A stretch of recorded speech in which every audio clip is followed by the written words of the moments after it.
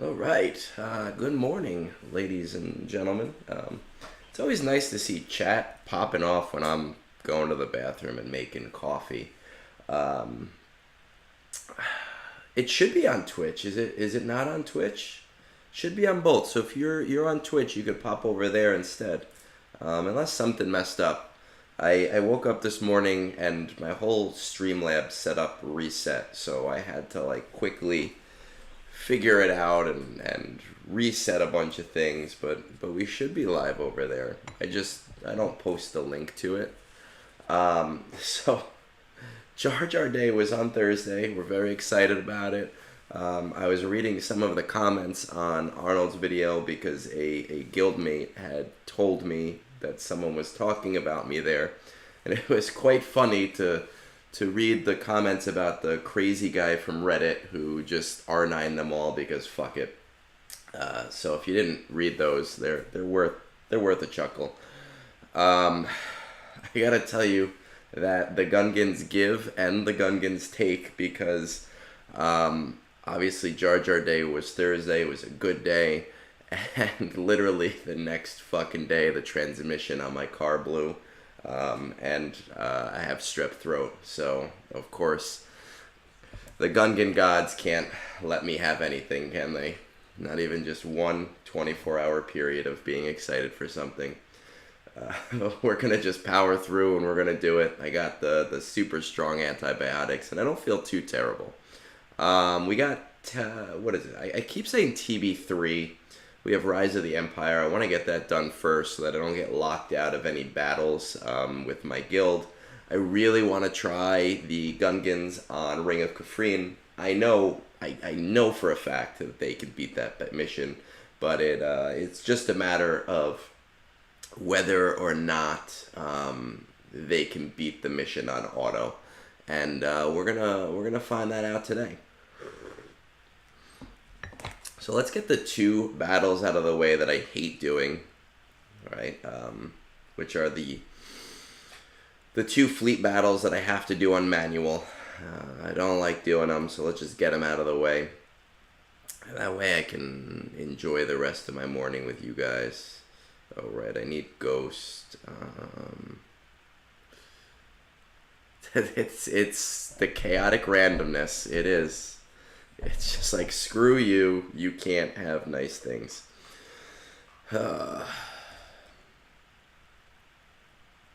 Yeah, thanks, Moonborn. Actually, is it comfortable? So for those of you, I didn't tag anyone on Discord about this, but Moonborn had done a draft hoodie for me, and I bought him one as well, and his of course came before mine because that's also how the world works, and it looks pretty good. Mine should be here Monday or Tuesday based on everything, and we'll see. Is it comfortable? Because that's the most important thing, is a nice comfortable hoodie, something that can replace my Broncos hoodie from now on. Of course, why wouldn't the Millennium Falcon miss?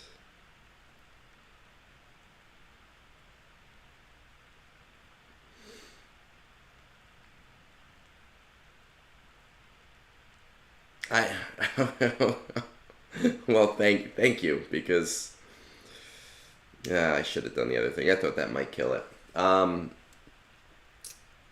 Yeah, I mean, I'm excited for mine to come. I think it's really cool. Obviously, merch style stuff, you guys know it's not really something I'm big on because I think it always looks like crap. But you did a really nice job with the design.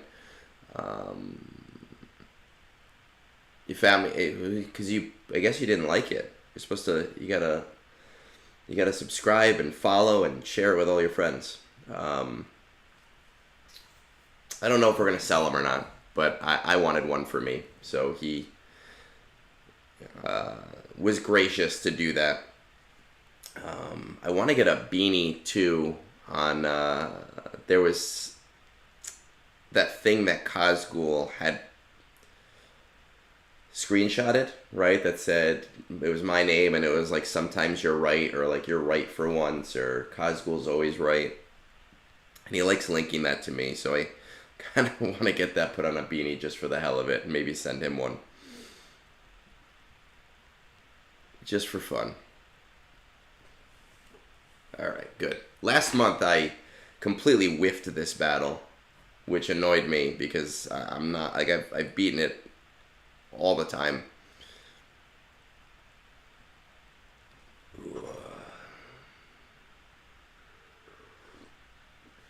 Oh, man.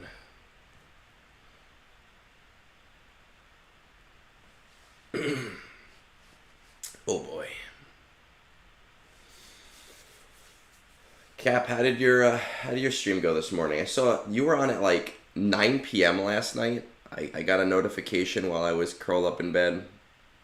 And then I saw you were on again at like 3 in the morning. And I was like, what the hell, dude?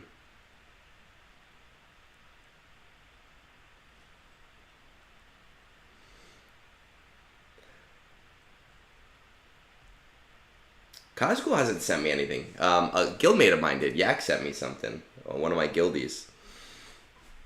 He sent me the Survivor game, and another guildmate, my guild leader, actually sent me a Cal Kestis Funko Pop that I have upstairs, and I promised him I wouldn't destroy.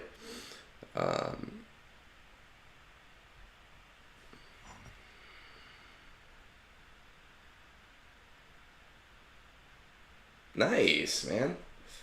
Yeah, I gotta figure out, like, I hate that I have to fucking pay Streamlabs every month right now. I gotta figure out, like, bouncing crap between the two. I did see, though... Oh, I completely whiffed this battle already. I did see that EA is doing, like, a Mac client, not necessarily for this game, but for themselves. So I am hoping and wondering if the PC version will end up getting a Mac client. Cheers, man. I think it's the better route of the two. You know, most definitely. Both great teams, honestly. I do like my GG team, and especially now with Stap out, it'll highlight and elevate that team even more. Ugh, like the worst fucking battle. I hate it so much.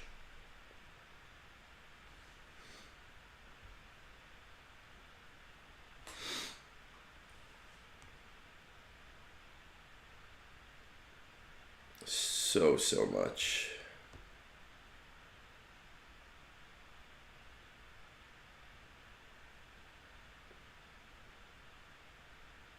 I'm looking forward to the day that it's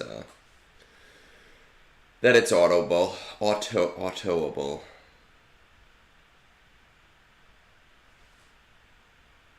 I am not on the new PC client because it doesn't work for Mac. And I use my Mac to stream my work laptop because it's easier. I haven't experimented. I have a PC. Actually, I'm using my PC monitor as a second screen. And it hasn't been updated in like 10 years, so I don't use it for much. I haven't tried. I haven't given it much hope. Yeah, I'm hoping that they do it because I really would like to make use of that new client. It looks cool. From all the screenshots that I've seen, it does look like really, really awesome. I think they probably will end up doing it once they get this out of beta, and once they've tested it, and once we see that it's working really nicely. I think we'll end up seeing a Mac client.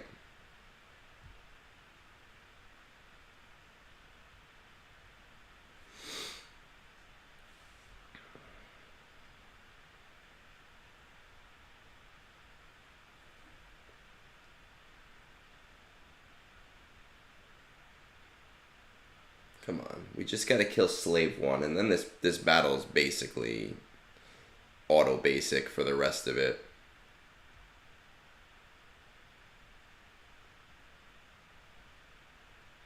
Yeah, why wouldn't you resist that? Of course.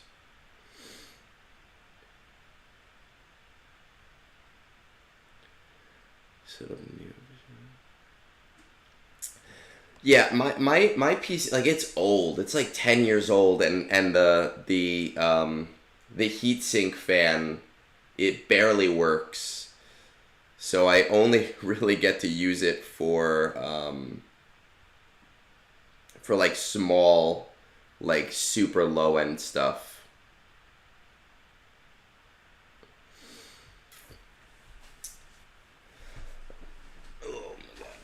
Yeah, you know, I gotta say, you know, when it comes to Meathead, my stance on him has changed pretty considerably over a long period of time. I thought he was maybe a little tone deaf for a long time, but I've talked to him a lot recently. And he seems like a pretty nice guy. We were having a conversation about whiskey a few days ago. For those of you that didn't watch Three Scoundrels on Thursday night, which is dumb because it's a lot of fun, right after unlocking Jar Jar, I went out and I bought myself a nice special Jar Jar Unlock whiskey. And I've been well, I can't enjoy it right now, but I've been enjoying that. And we were chatting about that Thursday night. And then we got really drunk at midnight and we raided his stream, which was fun.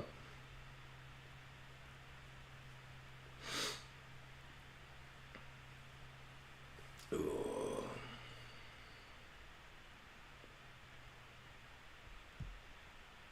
All right, come on.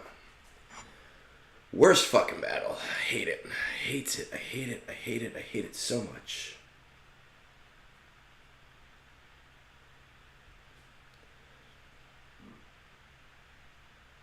He has, and he's definitely won me over to some extent. I still do think he's tone deaf sometimes to certain things, but overall he seems like a pretty decent guy. And my foot was just Jack Daniels. Green Label's pretty good. The Green Label's pretty good. I haven't bought like Jack or like Johnny Walker in a long time. I've been experimenting with other stuff, but it's always nice to treat yourself with like a decent whiskey. But like on the subject of Meathead, I actually, and I've said this on Reddit a bunch lately to the point where people have been calling me a CG shill a ton, which is whatever. You can call me whatever you want. CG's been making a lot of smart plays lately. You know, they have screwed up a bunch. I actually won my GAC round where they had that outage, but I do think that it was really interesting that they did not do a make good for the people who were locked out for like an hour and a half, 2 hours, and ended up losing. So they've screwed up a few things, but I think overall, from a game perspective and from an understanding that they're a business perspective, that they've been doing some pretty good stuff. Ooh, getting risky. Getting risky.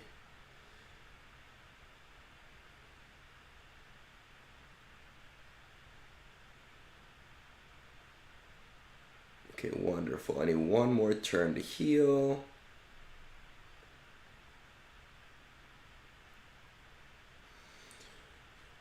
Oh, shit. Damn.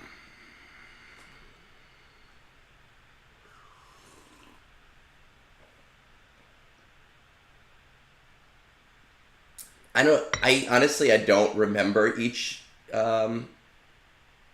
year's. I know Dex does. He does a comparison every year, and he did post one on Reddit if you're interested in it, where he does a breakdown, a spreadsheet breakdown of the rewards each year. It's always very interesting to look at. Yeah, I think he's been playing. What's that game? Starlink, Starlab, Star. Ooh, shit! Damn! Look at that. That's strange. That does not happen.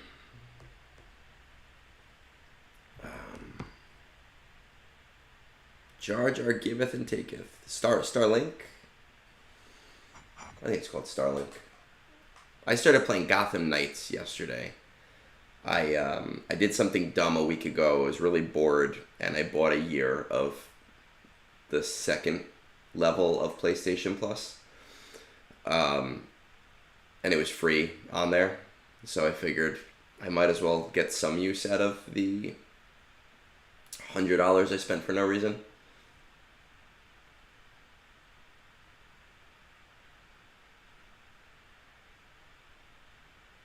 Oh, you mean in total? I thought you were just meant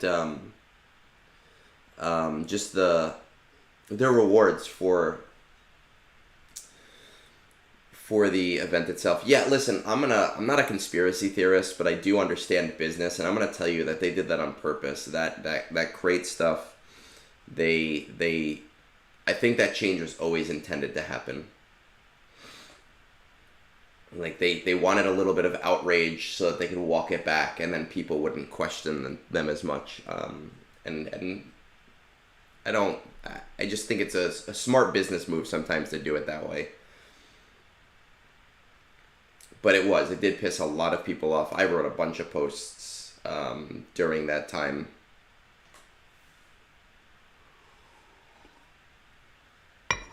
Ah, my God.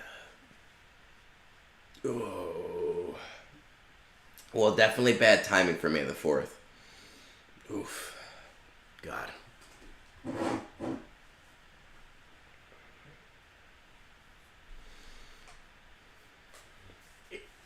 Some of the guys in the TB Council have been telling me their wave counts on manual, and look, Jar Jar. It has prompted me to get a little annoyed. I'm like, oh, I maybe have to do a manual 1 month just to see how high I can get. But I don't think I'm necessarily doing too bad. We'll check it at the end. Rebels. Gun Rex. Let's throw in. Who am I gonna win with? If I do JM, well, I'm probably gonna do Ray. So sure, let's do that. Oh no, let's go with that and see what happens. Never tried this comp before.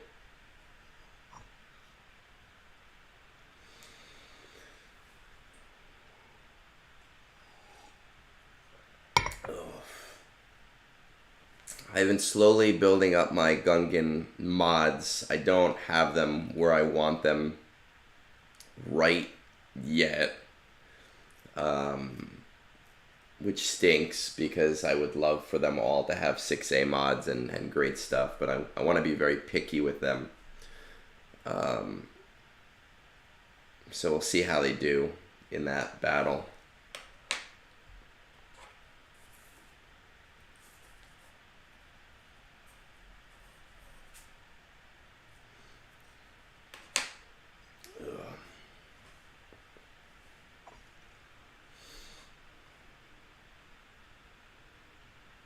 I don't know.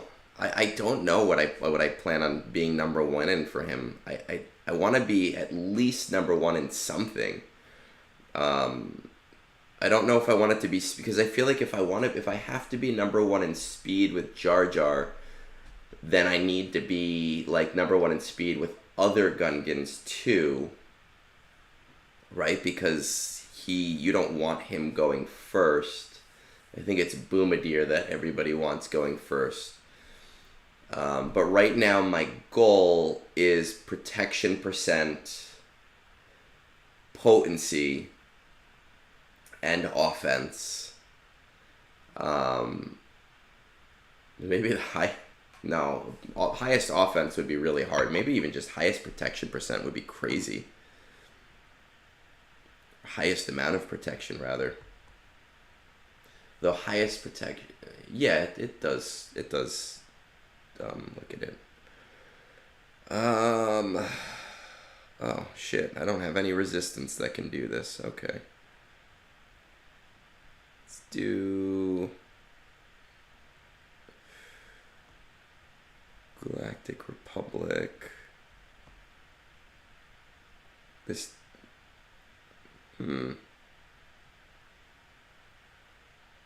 Do I have enough? I, like, by the way, completely obliterated my, my gear stocks. Right now, everything that isn't new is at G12. I did that Thursday night while drunk. So I've completely obliterated my stocks of things. Can I take her to 8? I can. Let's take her to 8 and let's try her out.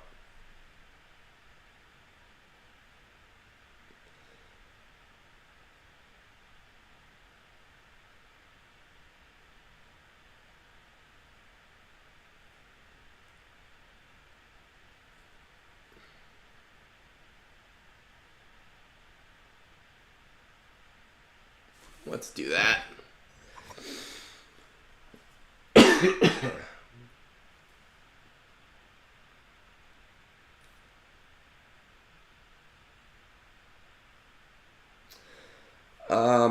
You know, that's actually not a bad point. We were discussing that on Three Scoundrels on Thursday, how if Zepho you can get relatively low, but if you want Mandalore, you're gonna be a pretty high-end player to the point where like Kyrotech is not as much of a gate for you anymore, right? So like for me, it's only for finishers.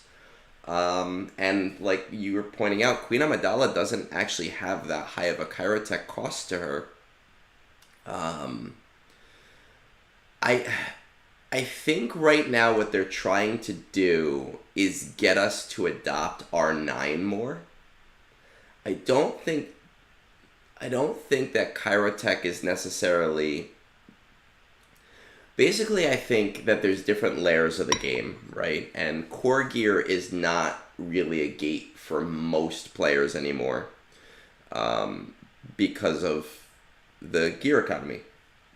Kyrotech ends up being a gear gate for a lot of the low end to mid end to mid high end players.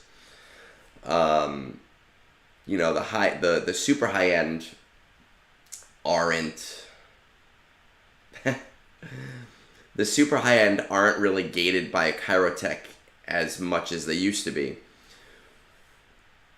And then in the same respect, Relic 0 to Relic 5 is relatively free to play friendly. I think that they're trying to get us to further adapt R8 to R9 as the major gates. And we see that in how much more it's been utilized, right? Profundity needed 1. Leviathan needed 2. Rise of the Empire has 2 layers of planets that need Relic 9 for platoons and battles. They're adopting R9 for some of the Mandalore battles. So I think they're trying to gate us and push us into the R8, R9 territory. And I would say by the end of the year, we'll probably see Relic 10. And it'll probably be really, really tough to get. And my goal will be to have a Relic 10 Jar Jar, Binks, and Gungan team, but you know, I'm in a high-end guild, but more of a casual high-end guild. So that might take some while. That might take a little while. I'm very close to you, Solo. I'm hoping to have that done by next month. Literally everything has gone to Gungans. And I have, I think, Paz at R5, and the other two are not at, or maybe like 50 to 70 or something shards. And I'm actually specifically not doing those shards during this double drop event because I want to be able to track the data a little bit better, but I'm close enough where I don't think it'll matter. Yeah, I mean, the cost to R9, if you want to buy it outright, is absurd. As you get into higher end guilds, I do think that there needs to be a Territory Wars overhaul. There's just too much of a discrepancy between the win and the loss. If you're in what's it called, Sector 1 or whatever, like Reward Tier 1, you either get 1 or you get 5, and that really does suck. And man, my head is foggy today. So it can be really hard to get those droid brains, especially if you're in the lower top end, right? But I'm finding with the raids, this is so strange for me to say. It's almost hypocritical for me to say because I hate the raids. I hate doing the raids. I hate manualing the raids. There's just too much effort involved. With the raids, even with the 408 box, the 430 box, I'm finding that I'm able to do really well in terms of keeping my stocks of high-end relic stuff fairly flush. When I was doing the Gungans to R9 thing, I wasn't worried about R9 material or R8 material. I was worried about Zinbittles, actually, and Electrum conductors more. There's definitely a resource crunch at that point, but other than Jar Jar, who obviously I went crazy on because that was my thing, I think that what you always need to ask yourself is, when you relic something, what are you getting from it, right? Anytime you use resources in the game, what are you getting from it? And more often than not, relic 9ing a character isn't giving you anything. So I that's why I don't have JML at relic 9. That's why all of my relic 9s are things for platoons for Rise of the Empire, is because there may be tangible upgrades for the team. JML makes the team a lot better, but from an account standpoint, not everybody is in the same position where it makes the account better. And that's always been my sticking point. And I'll go back to like my discussion with I can use Bane here. Yeah, let's use Bane here. I'll go back to my discussion with the Three Scoundrels on Thursday night. Tassanex was there. He was in the comments chatting, and he was talking about how he does 6x mod refreshes a day in order to stay towards the top of Kyber 1, and he's a very good GAC player. But when you're spending 450 crystals every day, just 450 crystals every day on mods, are you actually benefiting from that, right? You might win a little bit more, but are you getting a net positive? It was disappointing to you because you're more of a GAC player, right? And you're punching up. You need to considerably punch up. And I'm not saying that people should neglect their mods. You need to do well with your mods. But what I am saying is that if you are over prioritizing your crystal income towards it, and you win an extra match a month or an extra 2 matches a month, you're earning an extra 2,000 crystals a month, but you're losing 10,000 crystals a month to do it. And that's, it's kind of, if we look at it from a smaller standpoint, it's like for people who are in really active fleet shards, when people are in really active fleet shards and they get dropped to like 40 every day, right? And I don't know the exact math on how you can bounce down constantly. If you get to 3, right? Rank 3 and you have 0 battles left for 350 crystals, it makes no sense to refresh to go to 1.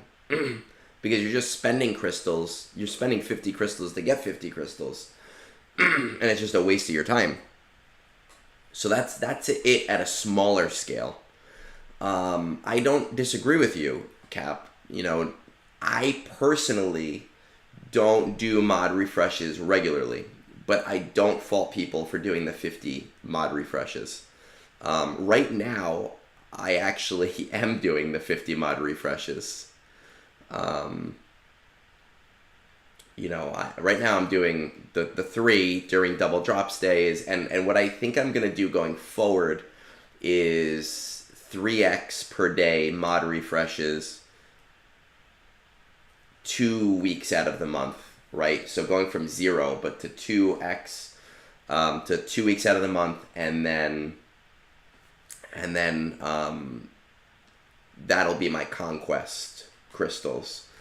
I 100% agree with you, man, on account age. You know, being an 8-year-old account, I can do that. And you've been on a lot of my streams, and you've been and seen a lot of my roster reviews.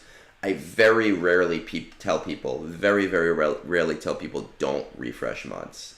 That's not something that I'm about. But when it comes to 450 a day, your account is not benefiting, but your teams might be benefiting.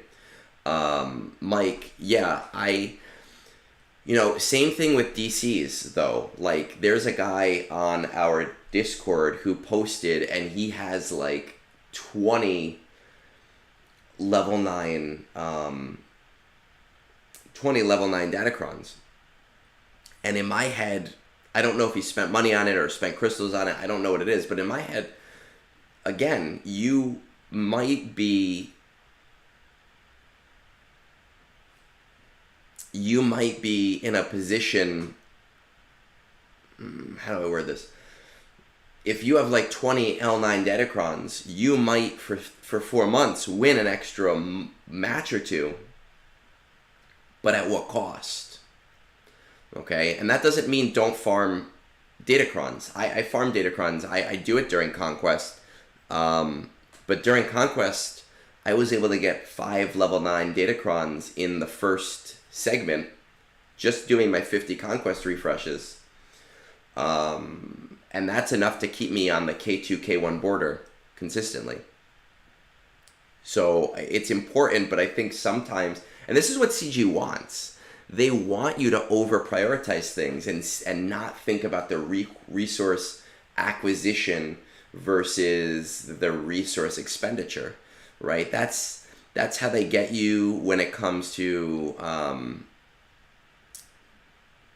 shards, right? They want you fighting with the people in your shard so that you spend to get. And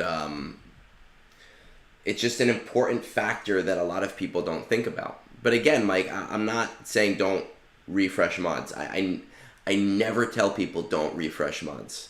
I don't, but I am starting to. And again, I'm gonna commit to 2 weeks out of the month, and that'll be my conquest expenditure. Especially because I like to have between 30 and 40,000 crystals on my account at all times, and right now I have 21,000, so I'm a little low from the Jar Jar event. Which reminds me, oh, I did do this today. So I need to make sure that I'm building that back up for the fleet battle that is definitely, or the fleet thing that is definitely coming. Alright, so we are going to see, now we've locked out these battles. I don't know, somebody in my guild likes locking these out as if there's anybody that can really even try them. And my mods are okay for them, right? For these guys. I do have the Phalanx Omicron. I don't think that some of these mods didn't roll super well, but they're okay, and I'll probably end up changing them in the future, and switching these out to somebody else. My Phalanx is obviously lacking in his mods. Still pissed off about him and the Omicron. Boomadir is pretty fast. But again, some of these, I probably, if it wasn't, some of these, if they weren't Gungans, I probably would not have rolled these. And I was blinded by those rolls. This is a pretty nice one. But I want to kind of build some of this stuff up. So we're going to throw it on auto, right? Because that's the goal, is to see how these guys do on auto. Our platoon bonus right now, I think, is at 4 of 6. Where is it? 4 of 6. So that means what? 1, instead stun 1 random enemy, inflict stagger. Okay. So we'll see how this goes.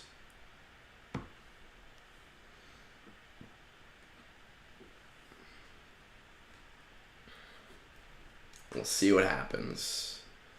I've never seen this battle before.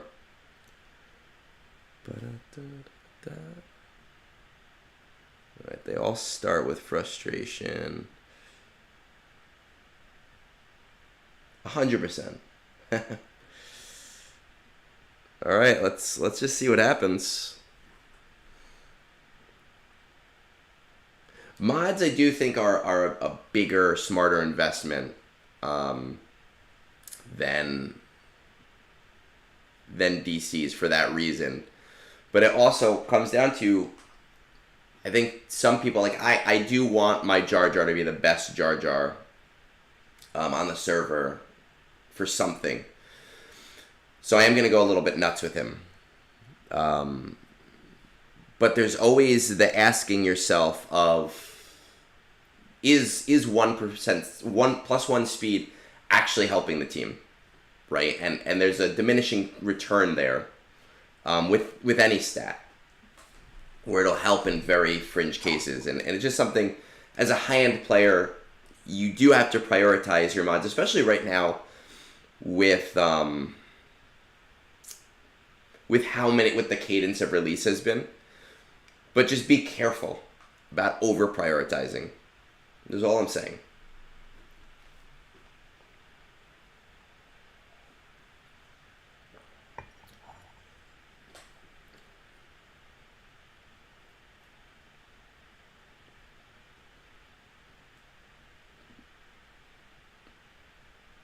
So,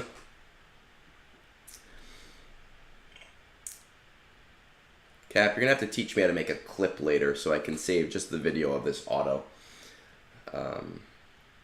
I probably should have just recorded on my phone so that there wasn't anything else going on. But as you can see, with the Phalanx Omicron, it looks like Gungans can fully auto the first R9 planet, Ring of Kafrene.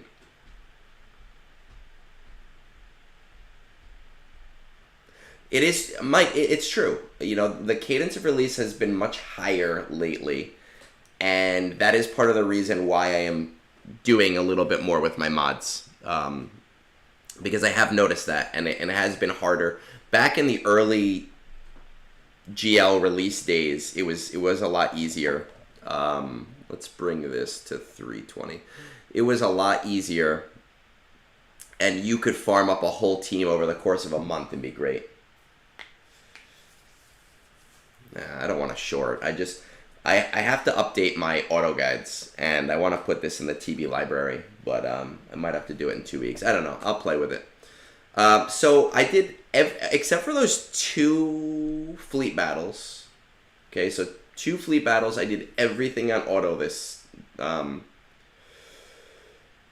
cycle, right? And I mean, 94 out of 145 waves for having done only 2 battles on manual. I think that's pretty good.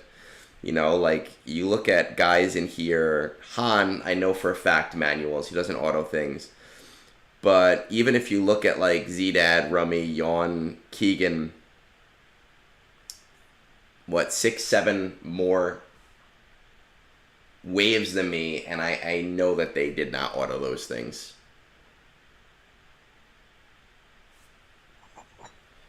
So I think it's worth it to drop a couple waves, you know, and do it that way. All right, I think, wait, it's past 8, so let me grab these things, and then we're going to do the raid.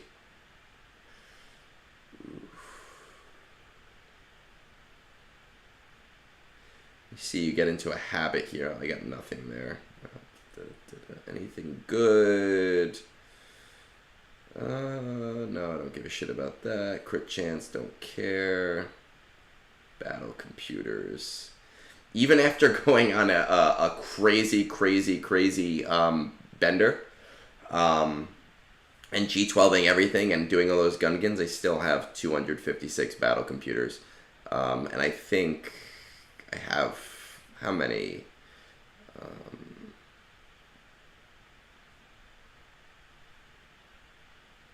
I still have 600 shock prods.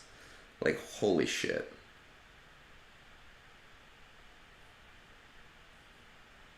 Let's see. Well, I'm going to have to get these guys up, so I do need those shock prods.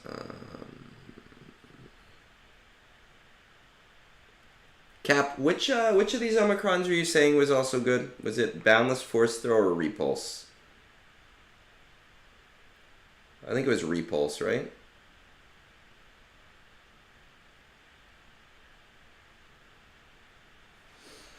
I've got a lot of Omicrons. I might as well do another one on Star Killer. Help me out, brother. Repulse? Alright, let's do it.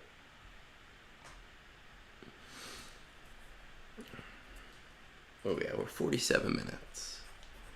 48 minutes. All right, let's get this raid done. And again, same as always. Just as a reminder, I don't remod at all.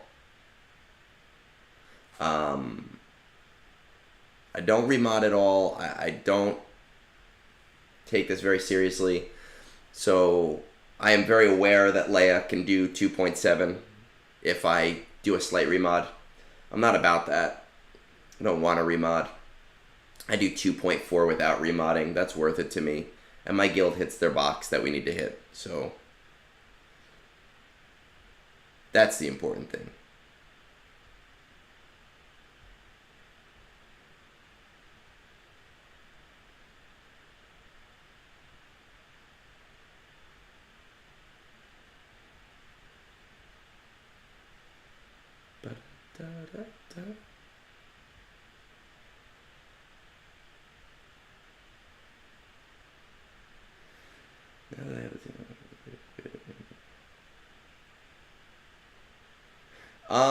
You know, with Vader, I don't know what you're seeing a lot in GAC, but Vader can solo Geos as long as he's fast enough to go first.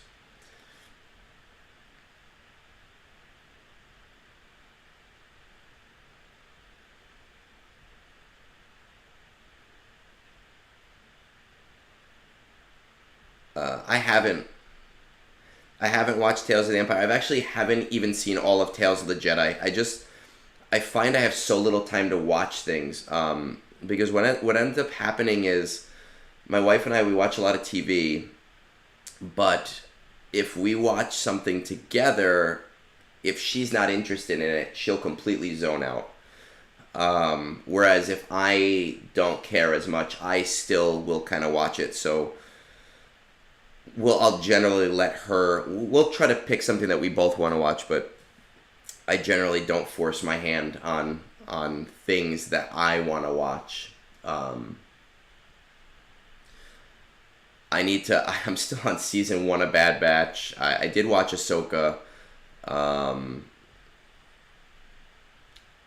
Well, crazy. I don't think he has Dr. Aphra, which is why I didn't suggest that. I use Vader with my Aphra, but just I don't think that that's available to him yet.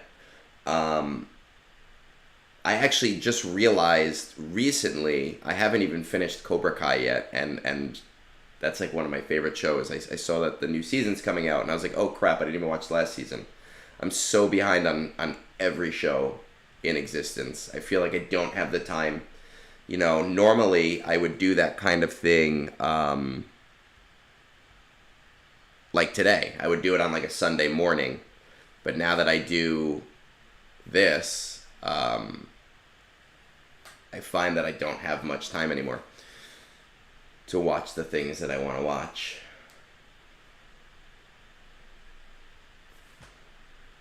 Cobra Kai is just like super cheesy 80s, like silly crap, and I do love it. I need to go back. I need to finish it. I actually thought last season was the last season. I have this habit where I don't like shows to end. So like my wife and I, we watched the middle, and we both are refusing to watch the series finale. And we finished it like a year ago, but we can't bring ourselves to watch the series finale.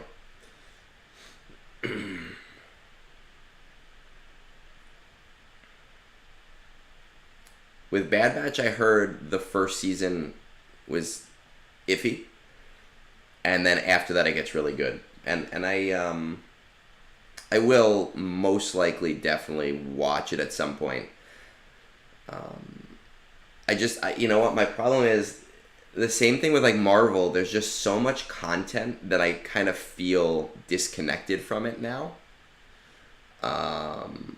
Cobra Kai, we could just stream Cobra Kai and I can get a cease and desist. There's so much content now that I feel so disconnected from it, right? Like when WandaVision came out, I dropped everything. I was like, oh my god, I gotta watch WandaVision before I see the next movie. Same thing with like The Mandalorian. I was like, oh, I gotta watch The Mandalorian. Now these things come out so often that I'm like, I don't have time for that. I can't keep up with this. Loki, I've been halfway through for like, I don't know, since it came out. We gotta keep an eye on that 70, right?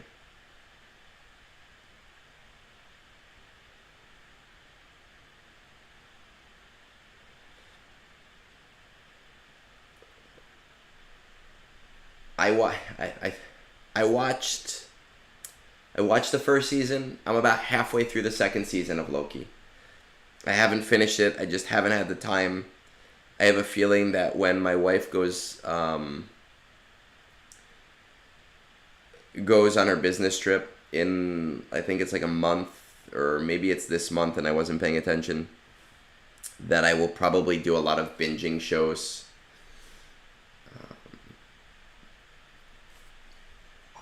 And finishing the things that I haven't finished.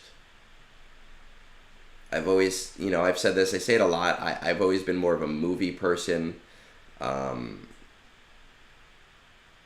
I like to go to the movies because I like having I feel like this permission to zone out. I struggle with that at home, where I just feel like, oh, I can be doing this and I can be doing that and I can be doing this other thing. And it does make it very hard for me to focus.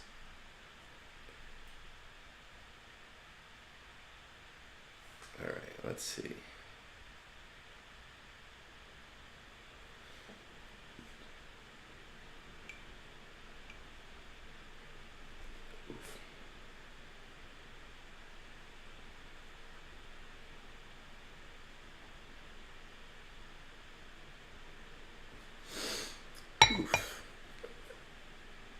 I So you're gonna kill me, man. I haven't seen X-Men '97. I hear all these great things about it. Like everybody's talking about it, everybody loves it. I haven't gotten on that train yet. It's just another like thing on the radar of things that I will maybe eventually watch. Hopefully, there's just too much. There's too much content. We I almost miss like the early 2000s where you had like one or two shows you were looking forward to. Like when I was watching Battlestar Galactica, like that was the only show that I was interested in. So you didn't have to worry about catching up on 8 different things.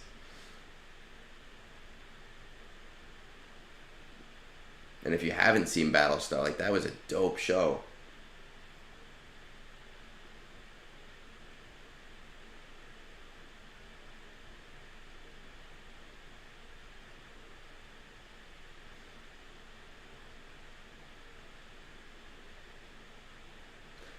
Grogu, I'm kind of the same way. I like when things are like fully out. I actually prefer to watch things when they're completely done. Because then I remember like all the little things throughout it, right? Like they always do like these callbacks, and I go, oh, hey, I don't remember that thing from 4 seasons ago because I watched it 4 years ago. So I kind of like to watch everything over the course of a much smaller amount of time.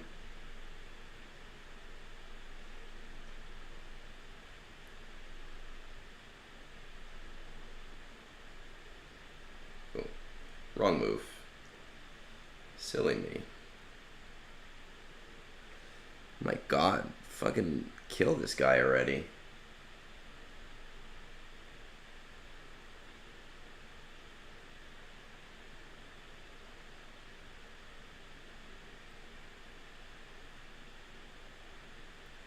We gotta get this to 70, right? That's about where we wanna worry about that. Shogun's another one. I need to watch Shogun. That's one my wife is interested in. So we probably will end up watching that in the shorter term because we can both watch it.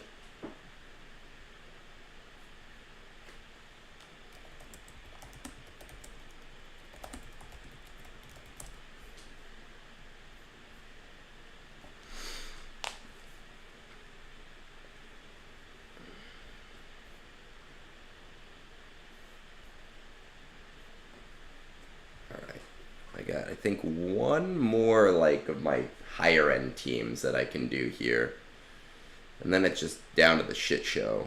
I think it's these guys. Yep. And these guys don't have anything good, so this is my favorite team because I could just full auto basic it.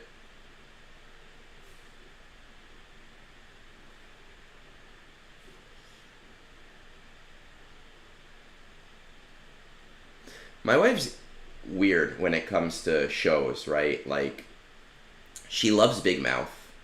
Like, loves Big Mouth. And I think Human Resources is the other Big Mouth show. And she doesn't love, but, like, she does really like Rick and Morty. But she refuses to watch Futurama, which pisses me off because Futurama is this amazing show, obviously, that we all know and recognize as an amazing show.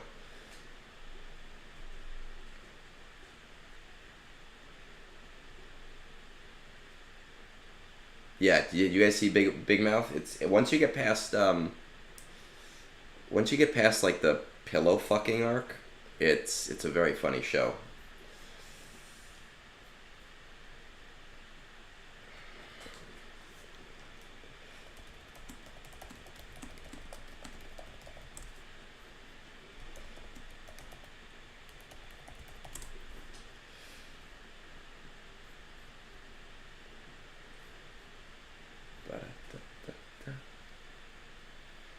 Yeah, that's the like they're in like 7th grade and discovering their sexuality and puberty and everything. It is very funny, Cap. Again, like in the first season, there's this weird arc with like the one character, and he like fucks pillows, and I guess that it makes sense, the whole weird horniness thing, but it's just, they do it in such a weird way that it makes it kind of awkward, and not in like the awkward way that is good for TV.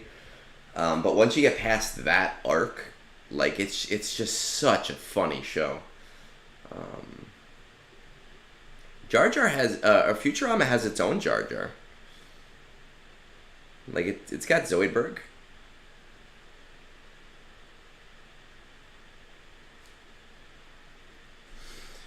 All right, who do I normally? I think I use C-3PO and Scout here. Why not Zoidberg?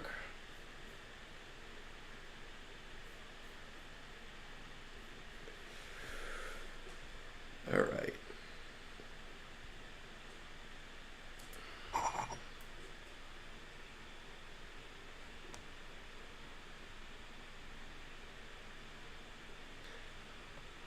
I appreciate that you guys are very talkative this morning, because when we're not doing roster reviews, I feel like I'm just rambling on. So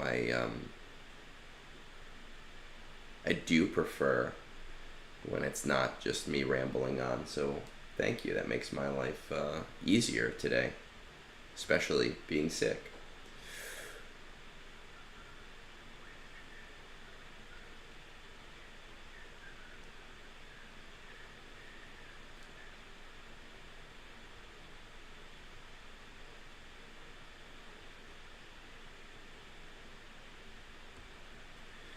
Is it 1800? Okay, we're almost there.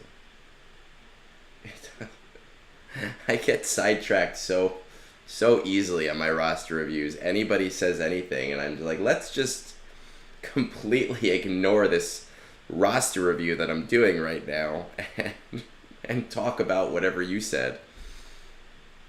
But during this stuff, you know, I enjoy having a back and forth a little bit more.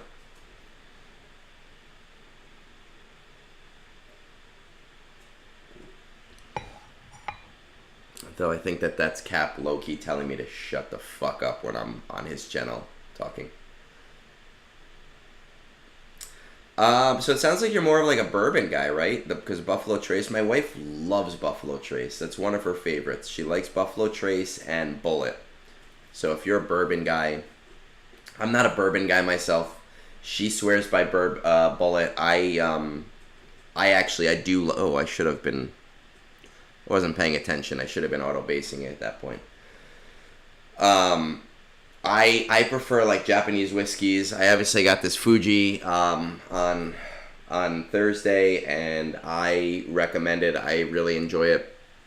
It was a little bit more on the expensive side. It was like $80, so that's not something that people are gonna want to buy constantly. And it's not something that I would buy constantly either.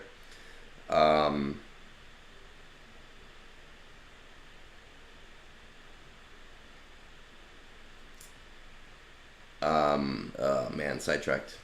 I can't read and talk at the same time. I like Suntory Toki. It's a more reasonable, like, all the time kind of whiskey. A Japanese whiskey. I'm just gonna throw these guys in auto because I don't care. I think it's usually like $30 to $40 a bottle.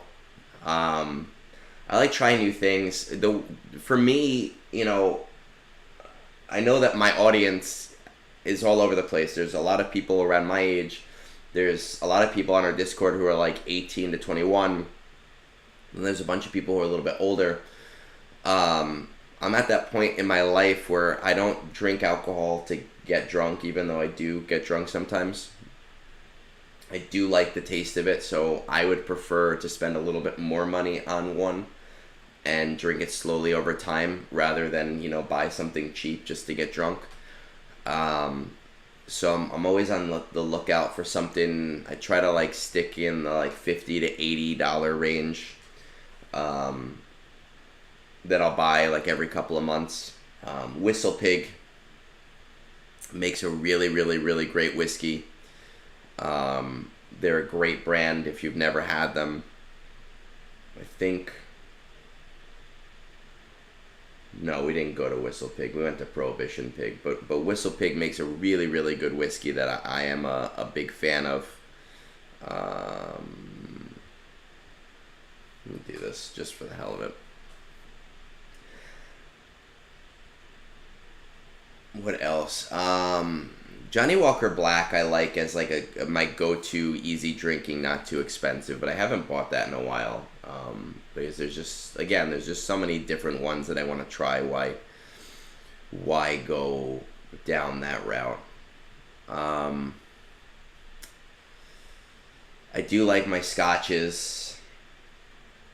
You know, like your Glenfiddich. I am a big fan of my wedding whiskey was like a 21-year Glenfiddich, and that was obviously a very special occasion, so we spent a lot on it. Well, that was awful.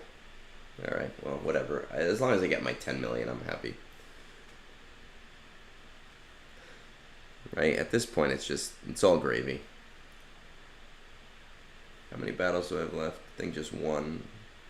Yeah, just one. Let's throw these 3 in. Just go for it. Ugh.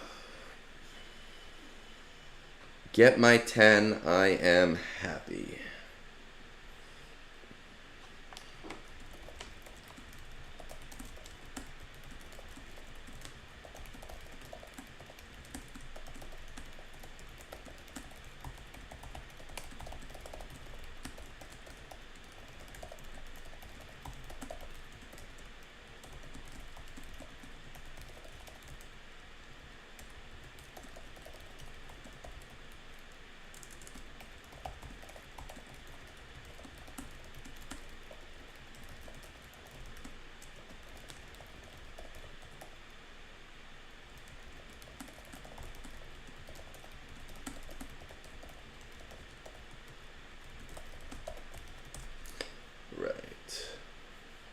There we go.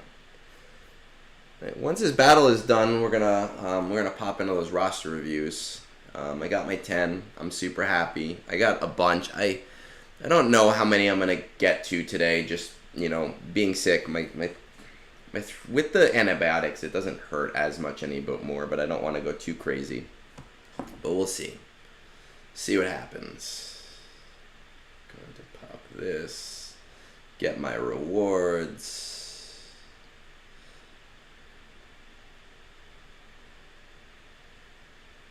Japanese whiskeys, they drink very smooth, like a Scotch.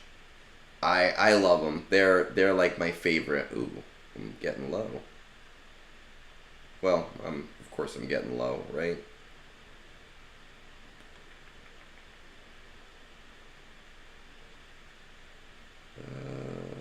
Let's go with that. And now that I don't need the game up anymore, all right, here's what we're gonna do.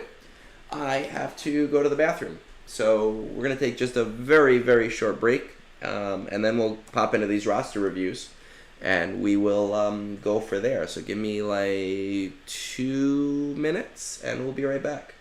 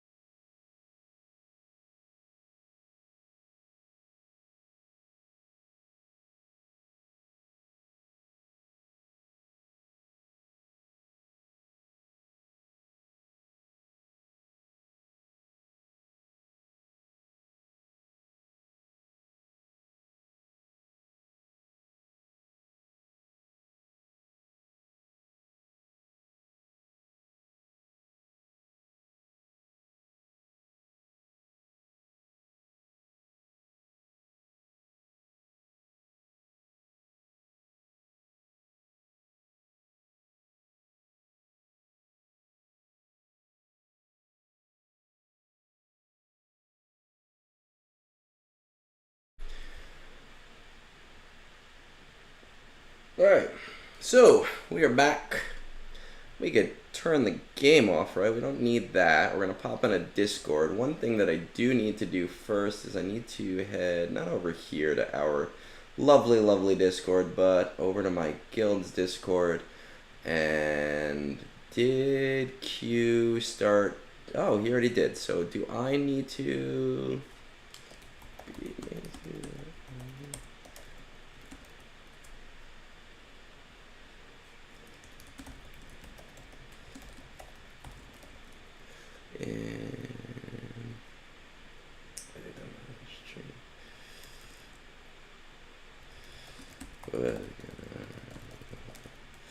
Slan, you missed it.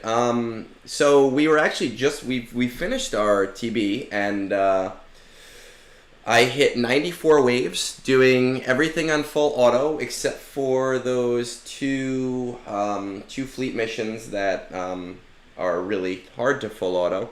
And the Gungans full autoed Ring of Kufrin. No problems at all, which is just beautiful to watch. Now we're getting into the fun part where I get to spend the rest of my time talking. Oh, we got some that came in today. I don't know if we're going to get that far today, but we'll see. Okay, so this is one that I skipped last time on Thursday because I didn't know about it. It confused me, and so we're going to pop on and make sure, I had to make sure that no matter what, I would get to this one today. We've got Courier. We're all here. Tassanex, how's it going, man? We were just talking about you. And modding. We had a lovely mod discussion. I didn't use any curses. I might have used curses, but I didn't curse you. So let's see what we got going on. Link to your GG. Top half Leviathan, some profundity, Executor. I top daily. It's better than bottoming, I guess. Are you coordinating talking with your fleet Discord? Yes. It looks like we're doing good on our assault battles. Nothing on Secrets and Shadows. Military Might CT3. So interesting that it's Military Might and Secrets and Shadows that we're having trouble with. What are you currently working on? Wait, Ground War. Oh, it's okay. Okay, so CT3 we'll get soon on Ground War. What are you currently working on? Jedi Knight Luke to Jedi Master Luke, then do Jabba into Jedi Knight Cal Kestis is parallel. Guild asked for Gungans and Quad May. Are you dead set on continuing? No, I am dead set on guild farms. How highly do you value efficiency? I like efficiency, but I do like doing a fun farm every once in a while. Are there any favorite characters you want to prioritize, even though you know it's probably not smart? I do want to get Night Sisters up and running at some point. Zeta Crunch is real.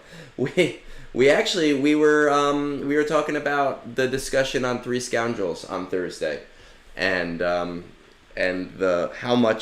many crystals should go into mod refreshes.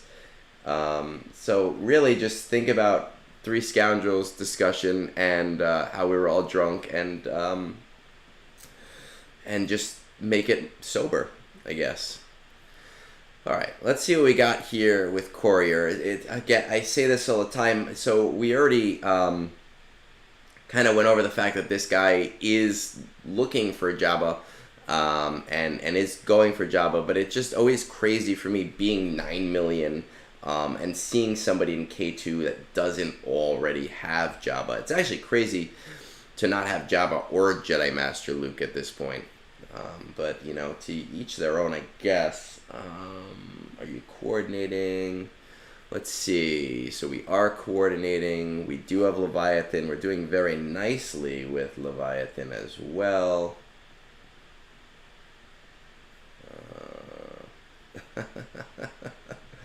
The only prescription is more cowbell. Dude, solo, man, I love it. I gotta pop that off after this, or I'm gonna get distracted. You gotta put that in those channels. All right, so what are we going after? What are we looking at? what is this guild we got going on that's giving you, alright, 500, raid history. Doing the 200 box. And I only really look at that, mostly look at that to see what our expectation is going forward when we're talking about what the next raid will look like. So we got 1, 2, 3. Oh, see, I mean, kudos being in K2 with only 4 GL, but it's just something that's so incredibly crazy to me.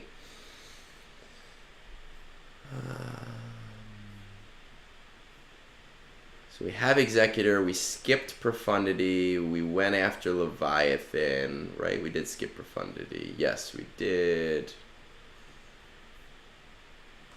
Okay, let's see where we're at with all these things. See what it's looking like. We did Kylo, we did Rey. Did we get Jedi Knight Luke in this amount of time? No, but we are very close at this point. Jedi Master Luke is fairly close. Okay. I know, for you people that like do well in GAC, we get it, Cap. You're good at PvP. We get it. If anybody wants to talk PvP, go to Cap's streams. He's awesome at it. Way better than I am. I just throw around my turtle. Profundity, Afra, okay, Cal Kestis, Leia, interesting. All right, let's take a look at a few things here. Yeah, first of all, when we're talking about assault battles, you should be pretty good the next time these things come around. I do just want to look at military. Once you have Jedi Knight Luke, you should be fine to do ground war at CT3.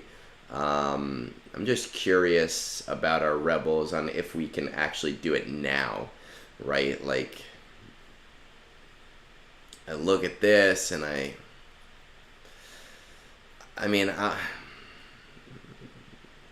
1, 2, 3, 4. Yeah, you should be able to do CT3 now without a problem. So I guess next time it comes around, that's what you're kind of talking about. Though if you have problems and you bring Mon Mothma up to like G10, G11, and you take out Chewbacca, you can full auto it even without the Zetas. So that's an option if you need it. You shouldn't need it. We're not going to really worry too much about assault battles with you. You did buy the Night Sisters bundle, right? So let's kind of see what these things look like. I want to check this first. Okay, interesting.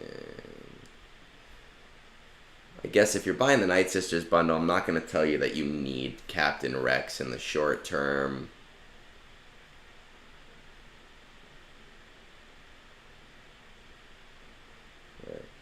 So it looks like you didn't buy the Night Sisters bundle yet, but you allude to the fact that you are going to be buying the Night Sisters bundle. When you do buy the Night Sisters bundle, you should be able to get at least CT1 with those guys. I don't know what the Zeta cost is going to be for you, honestly. You may have to put in 1 or 2 of them in on with Marin at like G12 and the rest of them at R3 with proper modding and the Zeta investment. You'll be able to get like CT2, but do I think it's necessarily a good short-term project? I mean, being in a Zeta crunch, I do love the Night Sisters team.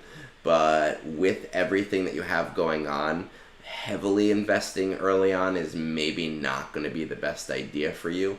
Again, my Night Sisters are Relic 8. I love my Night Sisters. I use them for everything. Last week, I beat a Zori Rose Omicron team with the 100% L level 6 Datacron and level 9 Finn. I don't know how reliable that is, but with them at R8 and really well modded, they just tore them to pieces and got me the win for that round.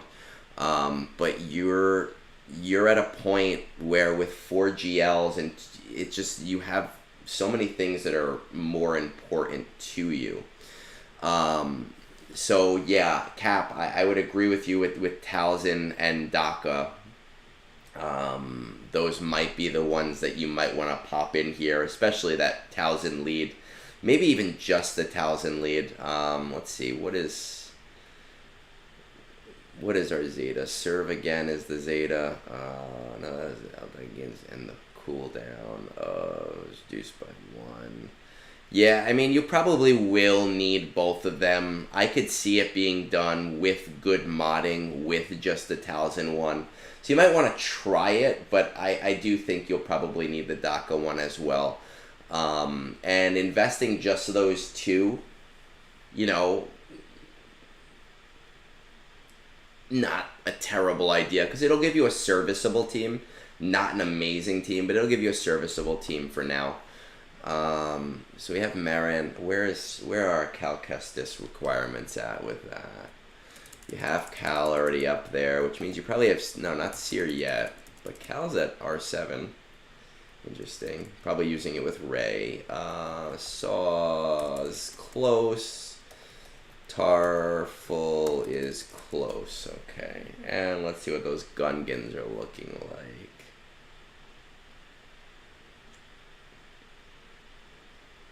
Alright. So here's one thing we need to consider with these Gungans. Or we need to consider with the raid and with the Gungans.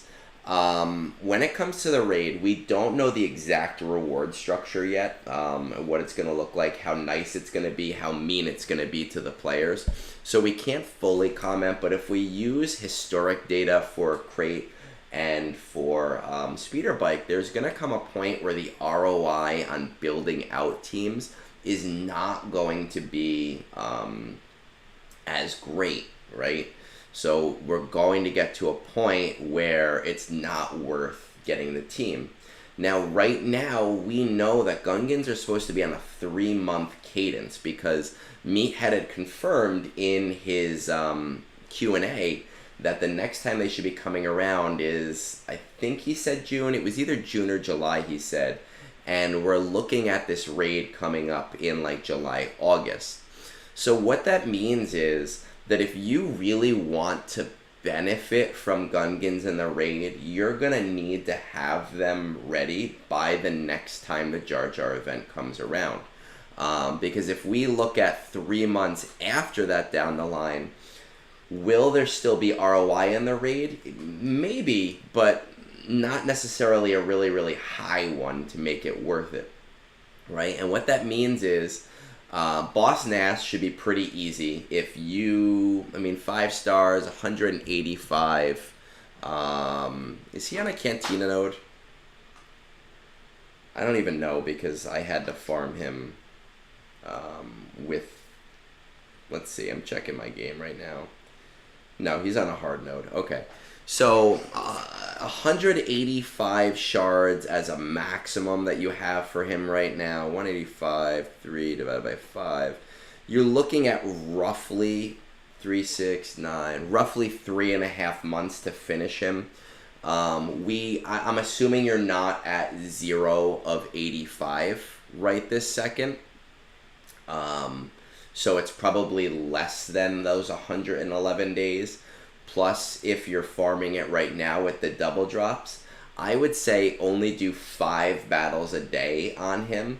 But as Tarpals, Phalanx, and Boomadeer start moving up, if you're committed to this guild farm, you're going to probably want to do 1 to 2 refreshes a day on Tarpals, Phalanx, and Boomadeer, right? Do I necessarily recommend doing that? I don't think so.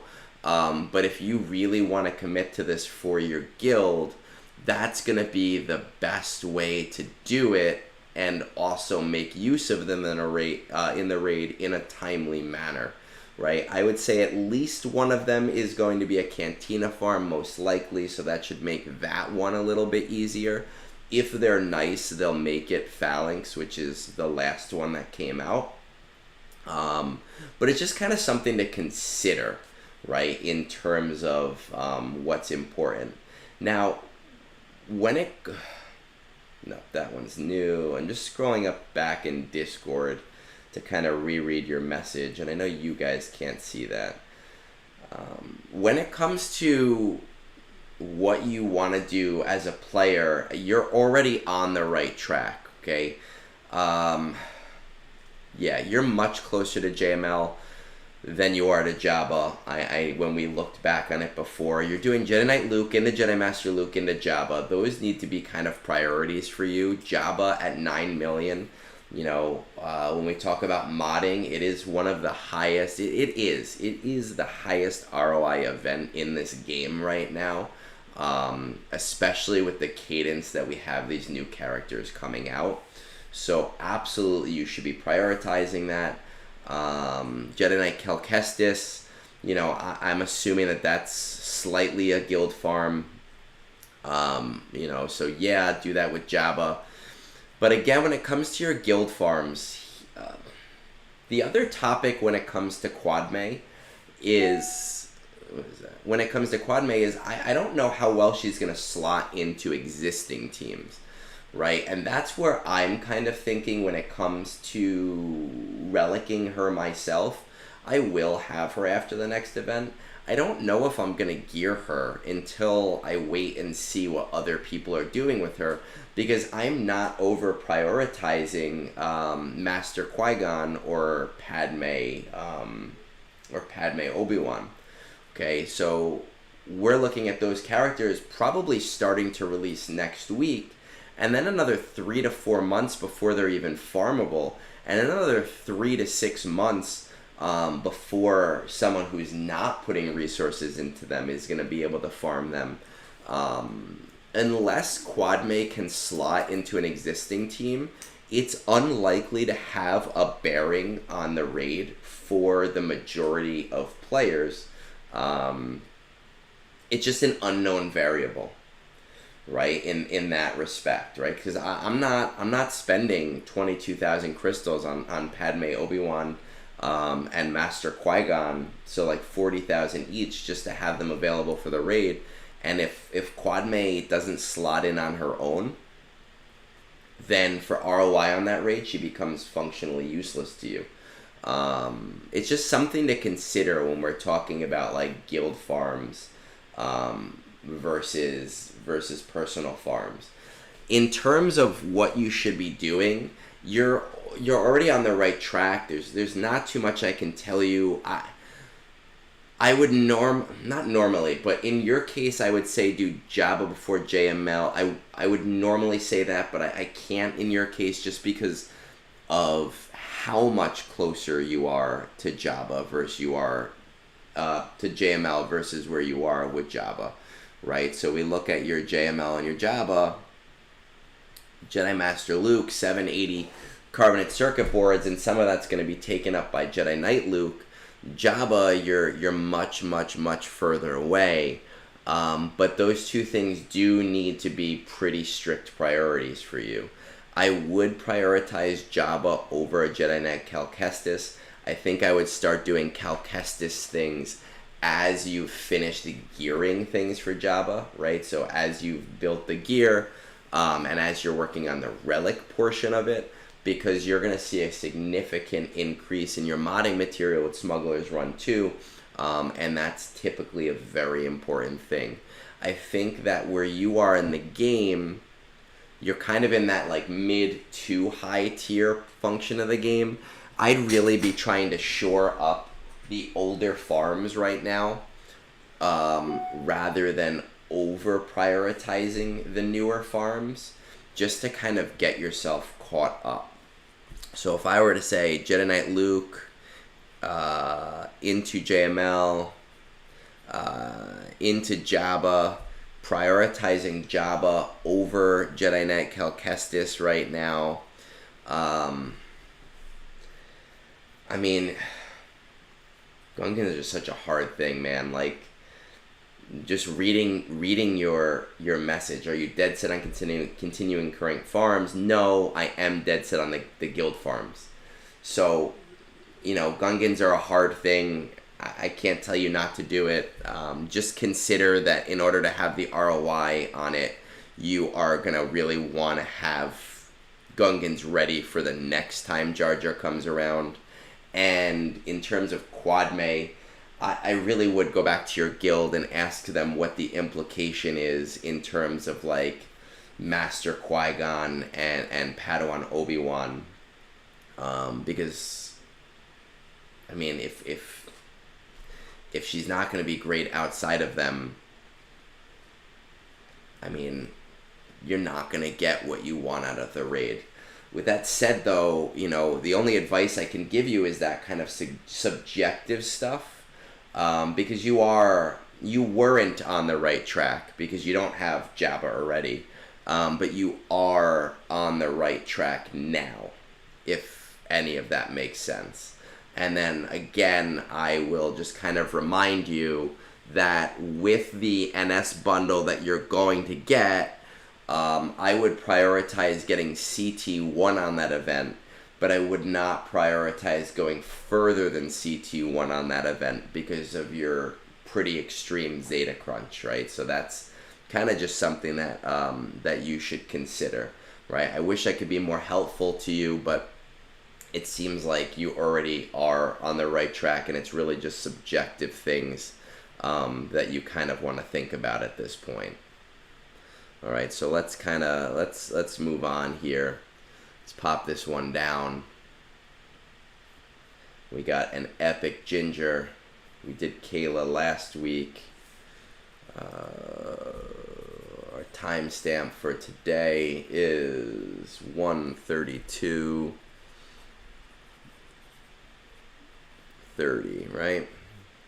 So let's see, we got a Bronzium account. All right, so I'm probably going to be a little bit more helpful to you. Top 20 of your fleet arena look like Leviathans and Executors. No profundities. That's interesting. Are you coordinating? No, you should be. Assault battles. Do your best if you don't remember. Okay, they look pretty okay. Let's see if we can shore some of that stuff up.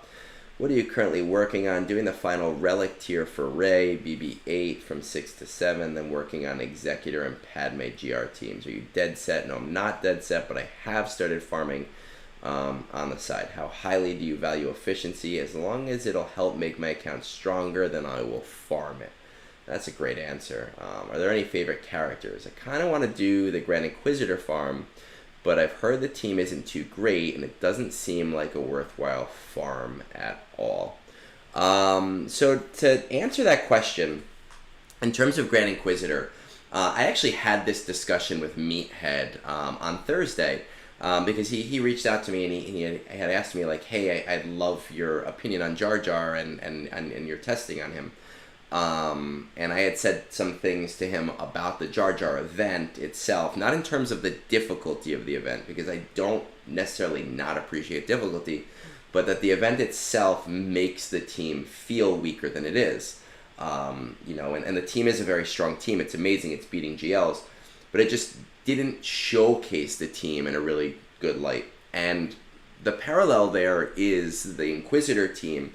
For those of you who have been around for a very long time, you remember that as the Inquisitors were releasing to the game, those marquees were tuned in a way where they just took forever, right? So the Inquisitors felt very weak, and the marquees made them look very weak as a team.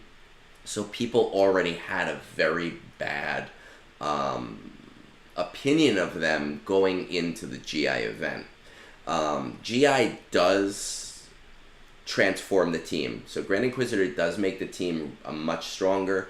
If you apply one of his TW Omicrons, it'll make it really great in TW. I don't necessarily recommend that at your level. I haven't done it myself. But even with just Grand Inquisitor, you know, you have a team that can do really well against JML teams in GAC. And then going forward from there, Reva significantly transforms that team. Even with just one Omicron on her, she does so well in GAC. And there does come a point with guilds where they are going to request you doing the Grand Inquisitor team. Are you at that point yet? We'll find out in a minute, right? So we got a Bronzium 2 account, 4 million.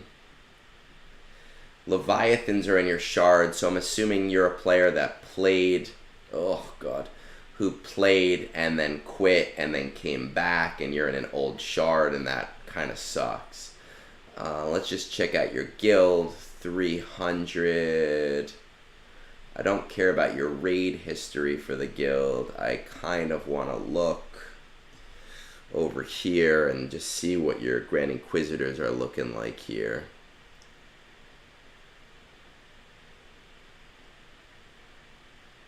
While this is oh, there we go. Make me look like I can't talk. Grand Inquisitor. So only 2 Grand Inquisitors in the guild, so we're not really prioritizing ROTE yet and doing Riva.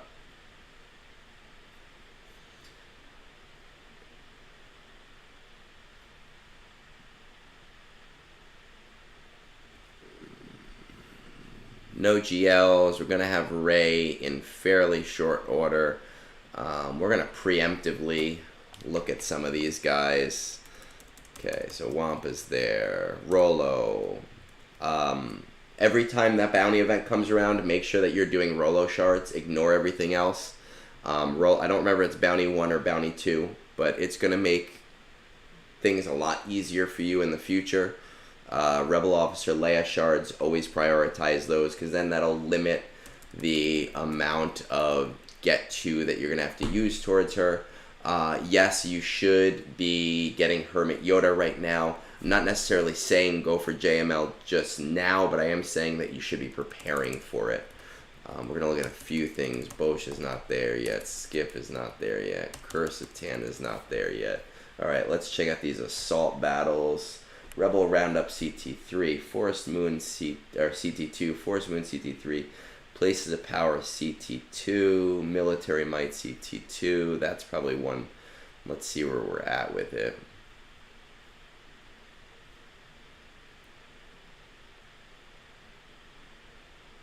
CT2 with what you have is pretty commendable. Ground War CT2. Same thing here. If you're doing CT2 on Ground War, that's also fairly commendable. Now you're telling me Secrets in Shadow is a maybe CT1.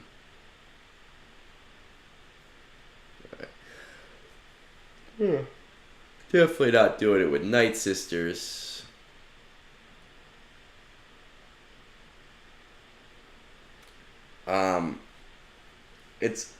I'm gonna say it's unlikely that you're doing CT1 with what you have right now without Captain Rex in there and with no Zetas on this team. So we'll just assume that that's actually a 0, and that's fine for right now. That's not really necessarily a huge deal.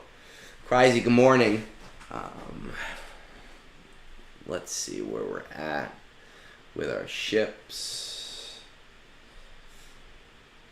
Get like a hello there gif just loaded onto the screen. Oh, Slave 1. Razor Crest is there.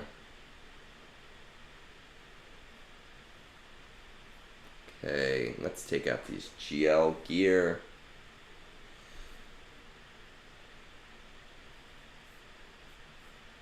Oh, did I not see that you have Kylo? Or you just haven't farmed him yet? It's probably because or maybe you're ticket farming him now. I'm assuming you must be ticket farming him now. But that'll give you Places of Power CT3 once you have that done.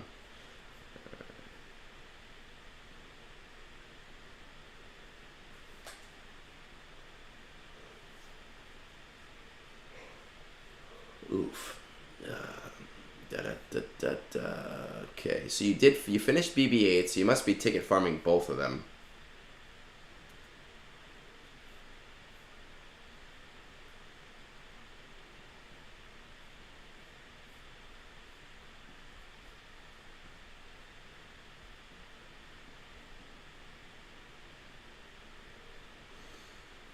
Okay, all right. So, all right. So you're at a part in the game right now where we're still kind of working on our ROI for everything and kind of building out the teams that we need. I am a little bit concerned about your Rebel Officer Leia being kind of on the lower end, but hopefully we can get that shored up pretty quickly without spending too much get to. Again, got to be working on your Hermit Yoda. Finish up your Ray and SLKR right now, just because they're both in the ticket farming phase, and at your level of the game, any GL is going to really help you. Ray is pretty good in Conquest for cheesing feats, nowhere near as good as JML, but it'll give you something to be able to kind of build off of maybe punch up a little bit higher than you currently or already are doing. Once you've done those two things, yes, Executor is super important for you right now. You need to be getting crystals from your fleet arena. You're nowhere near it right now. You have the Thrawn, fleet, but you don't have Scythe. You don't have Grand Inquisitor, so it's not like you're going to be able to punch up with this. You need something that's going to get you at least in the top 50.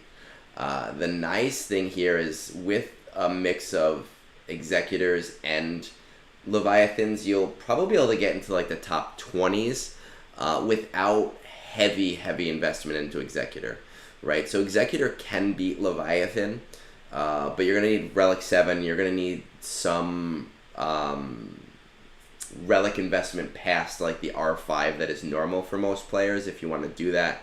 I don't necessarily know if it's worth it just yet, and you're far off enough right now where you don't need to make that decision right now, but you do need Executor and you do need to be getting those fleet crystals. It's going to significantly help you. Between your 2 ticket farms and your Executor, that should take you, I don't know, probably like 2 to 3 months as a total. I would take Executor to 5 stars if you can, relatively early. That seems to be the sweet spot of maximum offensive power in order to counter most things that are not Leviathans. After that, and this is why you need to be working on Hermit Yoda and Rebel Officer Leia now, you really need to get into the Jedi Master Luke and into the Jedi Knight Luke and into the Jabba farms, right? I say this to pretty much everybody who's at your part of the game. Once you have Jedi Master Luke and Jabba, you're at a point in the game where you can kind of pick and choose a little bit more. But Jedi Master Luke is going to give you CT3 in that military might. He's going to give you CT3 in your ground war. Jabba is going to give you CT3 in Rebel Roundup. And while we're not necessarily prioritizing those guys for those things, they're going to do some pretty big other things for your account. Jedi Master Luke is going to be your kind of conquest overlord that does everything for you. And Jabba is going to give you the Smuggler's Run 2 event, which is going to be a really nice ROI event for you, right? So we're looking at Rey, SLKR, Executor, Jedi Knight Luke, Jedi Master Luke, Jabba as your main priority right now. And that's going to take you a pretty considerable amount of time. I don't necessarily say, hey, go for Inquisitors after that. But if I am looking at 6 to 8 months down the line, your guild is probably going to be in a place where they are looking to do Reva Shards. So that is probably the time where you're going to want to consider that. And I only say that, again, because you have isolated it as a farm that you want to do, that is somebody you want to slot in because you enjoy that part of the Star Wars universe. The thing that I want you to keep in mind is like the 3-layer strategy, which I really do need to do a video on, but I've got a lot of other stuff that I need to figure out first, which is basically your primary farm is what you're currently relicking, your secondary farm is what you're currently gearing, and your tertiary farm is what you're currently shard farming for. So while you're relicking, right now you're in a holding pattern because you're going to need to relic and gear 2 GLs, But for the most part, while you're building up like the relic levels for Executor, so once you're done with those other things, you are going to start working on the gearing towards Jedi Knight Luke and Jedi Master Luke. And while you're working on the gearing for Jedi Master Luke and Jedi Knight Luke and all of that, you're going to start working on the shard farming for Jabba. So that way you have like this nice trickle-down funnel where you'll always be able to layer into the next thing. And then by the time you are working on Jabba, right, you are going to be working on like shard farming for Grand Inquisitors or whatever comes next at that point. That's the point in the game where you can kind of choose a little bit more, and you can pick and choose and be choosier about the side farms you want, but you really need to shore up this little bit of efficiency as well. I'd also say that looking 6 to 8 months down the line, you're probably going to want to consider a second GL capital ship as an important part of your metric. And after Jabba, Profundity is really the functional next step.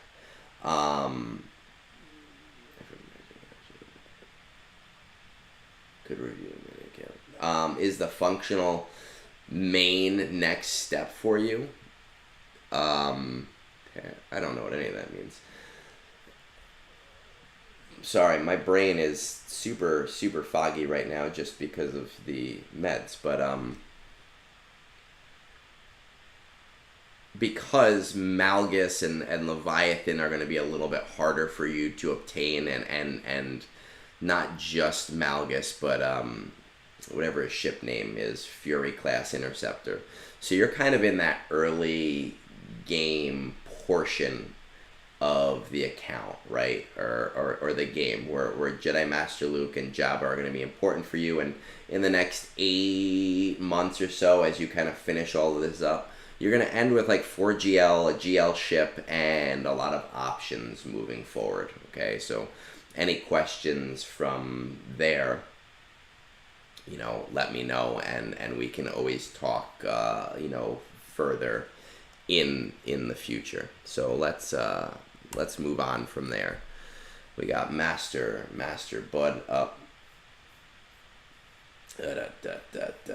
Where is that roster review channel? Is Super Chat. Oh, is that what that stuff means? Man, Nitro, you're confusing the hell out of me. And I was like, what is going on? I'll tell you what. I generally tell people to go online, but I guess when you pay for things, it sometimes is whatever to skip it up. So what I'm going to do is I'm going to do this next one more that I have going on, and then we'll take a look at that for you. I'm just trying to get into my Twitch account too right now, so I just need a second because everything seemed to reset on my computer, and I have to do these like SMS codes. No, dude, you're good. You're good, man, and I appreciate it because that's a beer for me later, right? That's how my life works. But it throws me when I'm foggy from the meds. I got strep, and so my brain is not as sharp as it normally would be. I don't care my password. Don't give a shit. So just give me a second to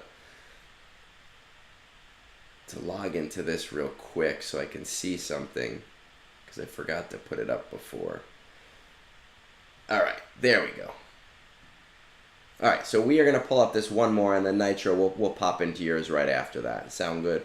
So we're going to pop into Discord. Actually, we're going to pop into, not out of Discord. We're at 150 right now. 150.00. We got MasterBud over here.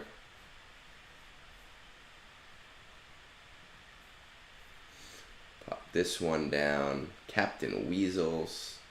We got Captain Amazing. We got Captain Weasels. 6.4 million. Let's see what he's got to say. Mostly executors with some marauders and profundities. Are you coordinating? No, I don't think one exists. I would reach out to people to find out if a fleet shard exists. That's like one of the best things that you could do. It makes your life so... you don't have to write on Twitch, Nitro. I was popping into my Twitch for other reasons, and it was just screwing up on my computer because everything seemed to log out on me. I don't think one exists.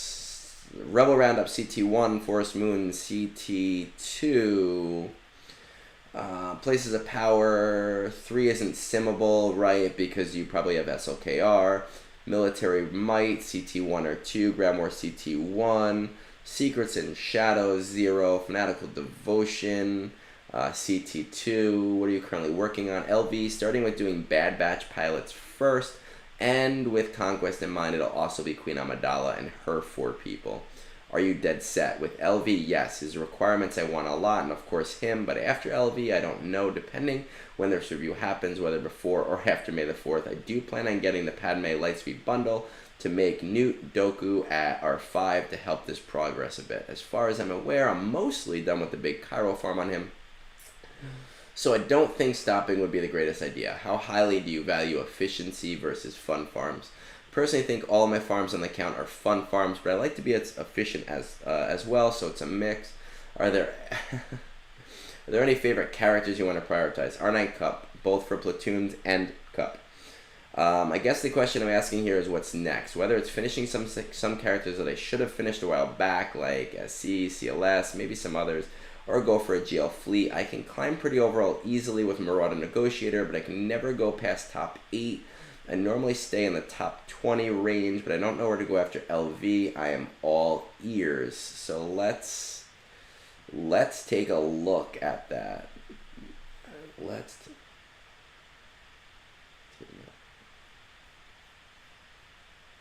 Got it. Gotcha. All right. So let's take a look.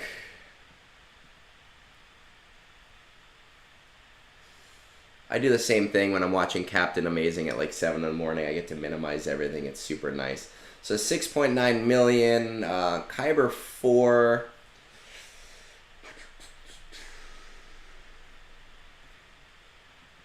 How's this Marauder looking? Crew R5. So we gotta get tech up. I'm gonna tell you right now, I'm not hyper familiar with the Leviathan counter for Marauder because I don't need to use it. I would definitely look into some videos on it because you should be able to beat those guys at like 1 to 5.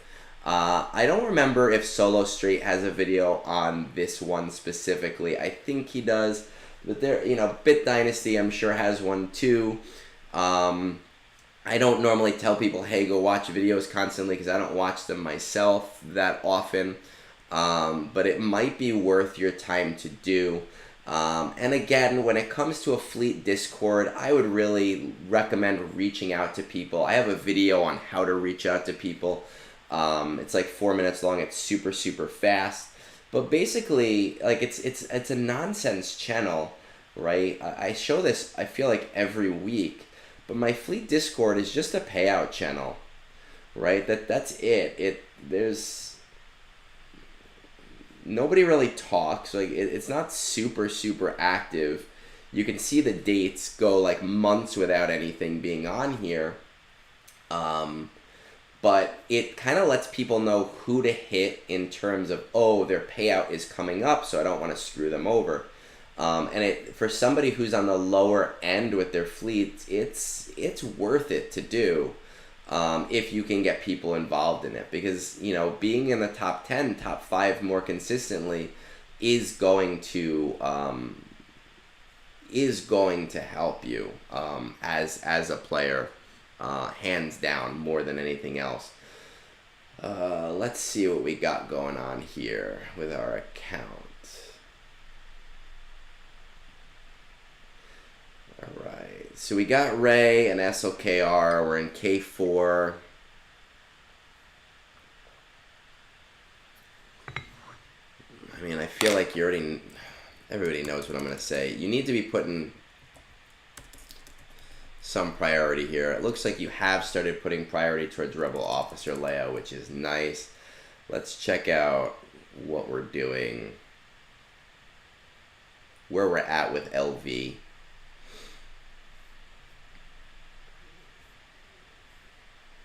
Alright, I mean, it's not awful. It's still pretty far. Chirotech.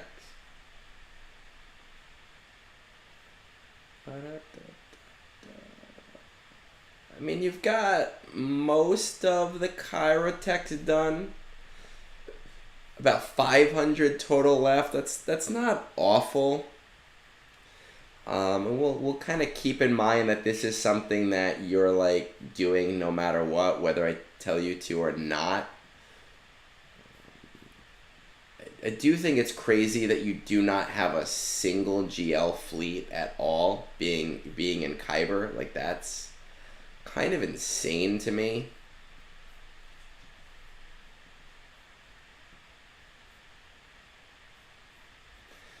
Let's check out these assault battles. Rebel Roundup CT1.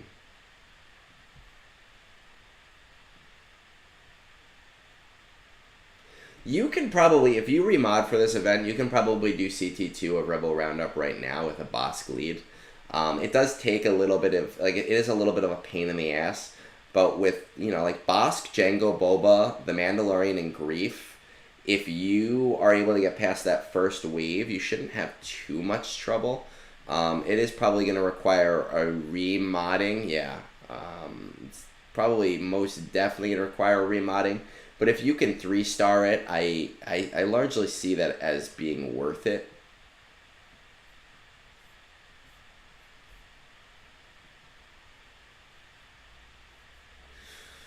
Rebel Roundup. You're doing CT. Oh, I meant to do Forest Moon, but let's see. Military Might. We'll skip to Military Might. Commander, Han Solo, C-3PO, R2. You should be able to do this at least CT2. Again, tell you right now, my Rebels were worse than your Rebels when I did it. My only relic was R2-D2 at R2. Han Solo was like G9. Chewbacca was like G10. It took a lot of restarts. So if you were to just kind of like, again, do maybe a little bit of a remodding for high speed, if you're not doing CT1 yet, CT2 yet, you should definitely be doing CT2 without too much trouble.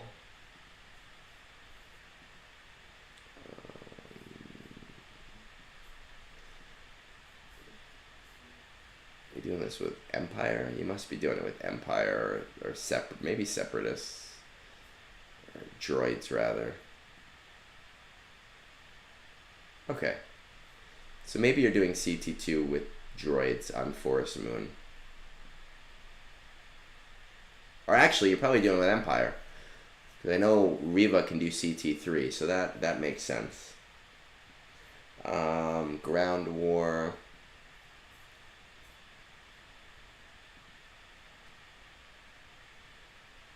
Okay.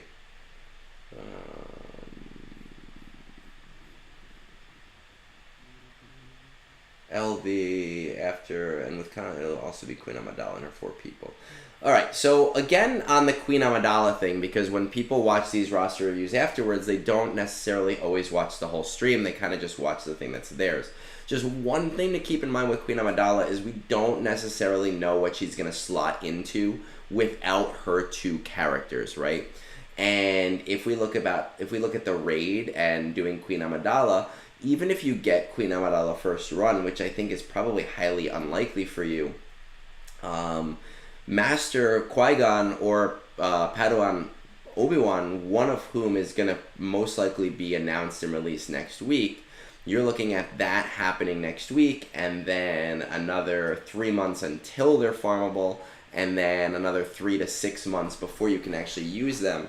I personally do not think that Queen Amidala's team should really be the biggest priority for you as a player. Now, you're talking about like, oh, you're doing this more for fun, but efficiency is important too. You know, if she's fun, then fine. There's nothing I can do to stop you. But if this is like, oh, just from based on this conquest being in mind, if it's more just because it's there, I don't necessarily see it as one of the smartest moves for you. I really do think kind of the same as, and this is the reason why we put the Jabba farm thing up here. Just like a lot of the people that come here, I think you're in a position where you do need to strongly consider Jabba, especially if you want to stay in, you know, the Kyber arena. Those mods are going to be really, really, really important for you. I'm going to try to pronounce your name, man, but X's are confusing. I'm going to say Zizos, but I appreciate, you know, the Reddit love. I try to, like, be as non-emotional as possible there, but also have some fun. You know, I do think that Jabba is really important at this level of gameplay, and it's going to shore up your Smuggler's Run too, but you're going to see a significant shift in your mod. So if you're really dead set on Lord Vader, first, start working on your Rebel Officer Leia, start working on your Wampa, start working on your Hermit to get to Jedi Knight Luke so that you can get to Jabba. Now, earlier in the stream, I told someone they're much closer to Jedi Master Luke than they are to Jabba, so they should go for Jedi Master Luke first. However, I think you're just a little further ahead in the game, where I think it makes sense for you to go for Jabba first, so that you're getting the ROI that you need, right? So I think for someone at your level of play, JML and Jabba are kind of like non-negotiables in terms of being efficient. So you're doing Lord Vader because that's what you want to do. I would do Lord Vader, Jedi Knight Luke, Jabba, Jedi Master Luke, and I would really, really, really strongly consider getting a GL fleet in there, which will probably end up being profundity just based on where you are in the game right now, and based on the farms that you're going to be going towards. Again, your negotiator squad, if you invest in it, and you will, tech will be up higher soon too. If you really invest in it, you should be able to beat those Leviathans in your shard. Look up the videos for that, because I'd like to see you at the very least in the top 10 relatively consistently, right? So this is a relatively easy one. Lord Vader, Jedi Knight Luke, Jabba, into JML, and then I would recommend Profundity, but we're at a point, I think, where that's going to take you long enough where we are going to, you know, probably see a Road Ahead or some State of the Galaxy and something big coming up that might shift that past JML. But I do think Jabba and JML are really non-negotiables for people, especially if you want to advance a little bit faster, because JML is going to be your conquest unit of choice. It is also going to give you military might and ground war at CT3, right? So easy, quick, painless, done. That's I think where we need to go with that one.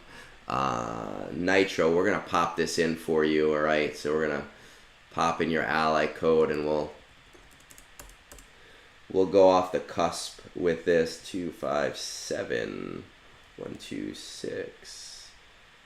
Oh wait, no, I can't do that. 126 661.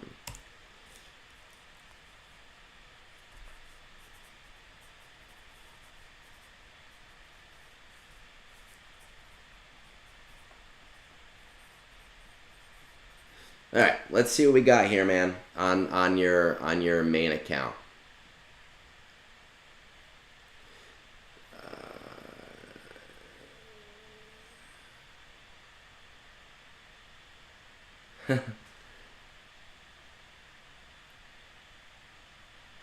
MasterBud from Twitch and Discord, which so okay, I can't hear the audio. So we just did yours, and I know you can't hear it. So let me just type that in so he knows, and then we'll talk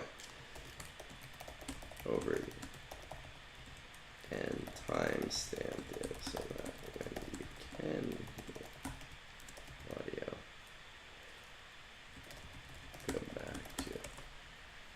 All right, so let's check it out. Kyber 2, Global Force, 11 million.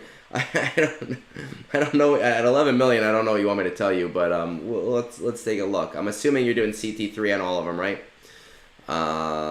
You do 1, 2, 3, 4, 5, 6. Are you missing some? At 11 million, how are you missing a GL? That's crazy. Yeah, I mean, look, everyone's got their own focus.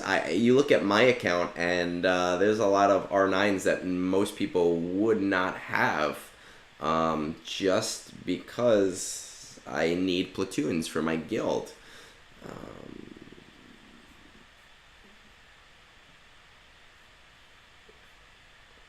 Are you on our Discord at all? I feel like I've seen your name there. You're not even, man, nowhere near with Leia. So we got both of these. I think it's crazy that you don't have Leia with where you are in the game. Just check out a few other things. I want to check out your guild, right? I know that you are a guild leader.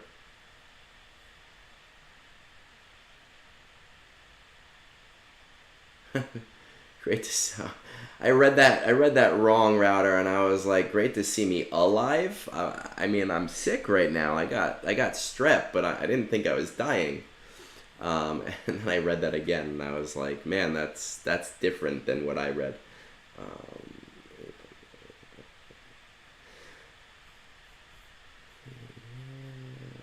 Let's see.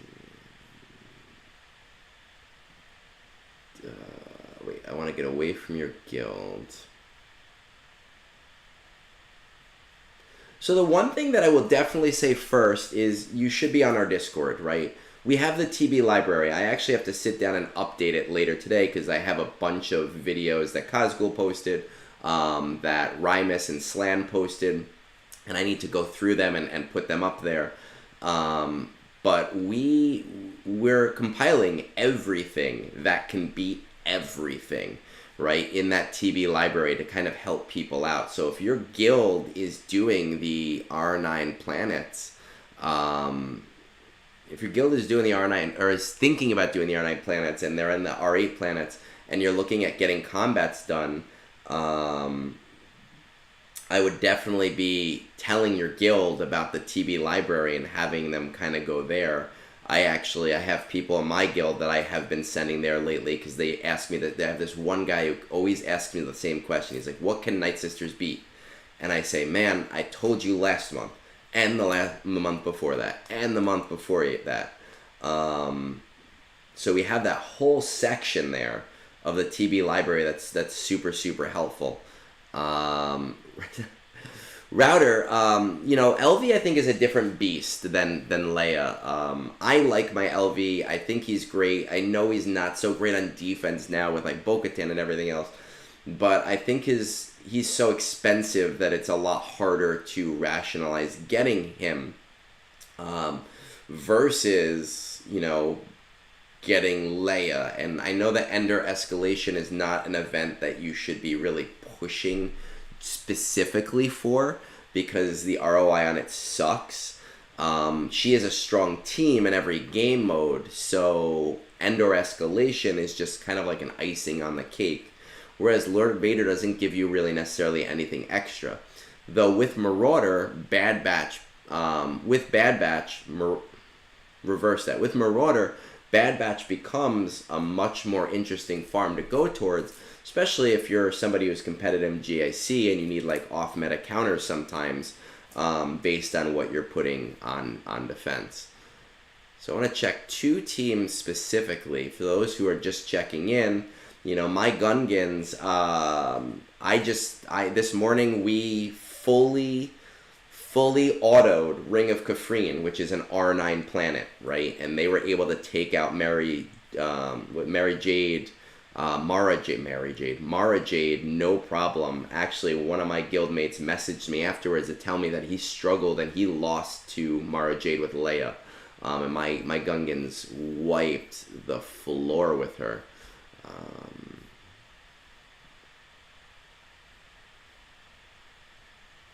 Okay, good.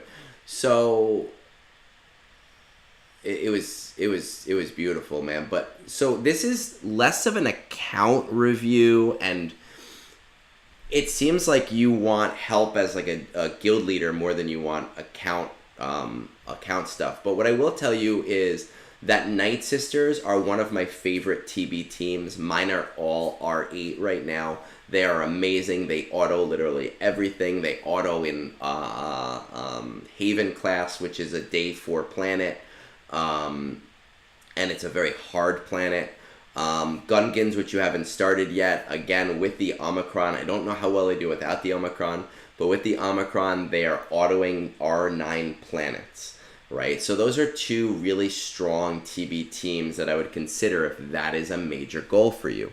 I would really think about going for Leia, right? Even if it's as a side thing, even if it's just like as a back end thing, because she is a GL.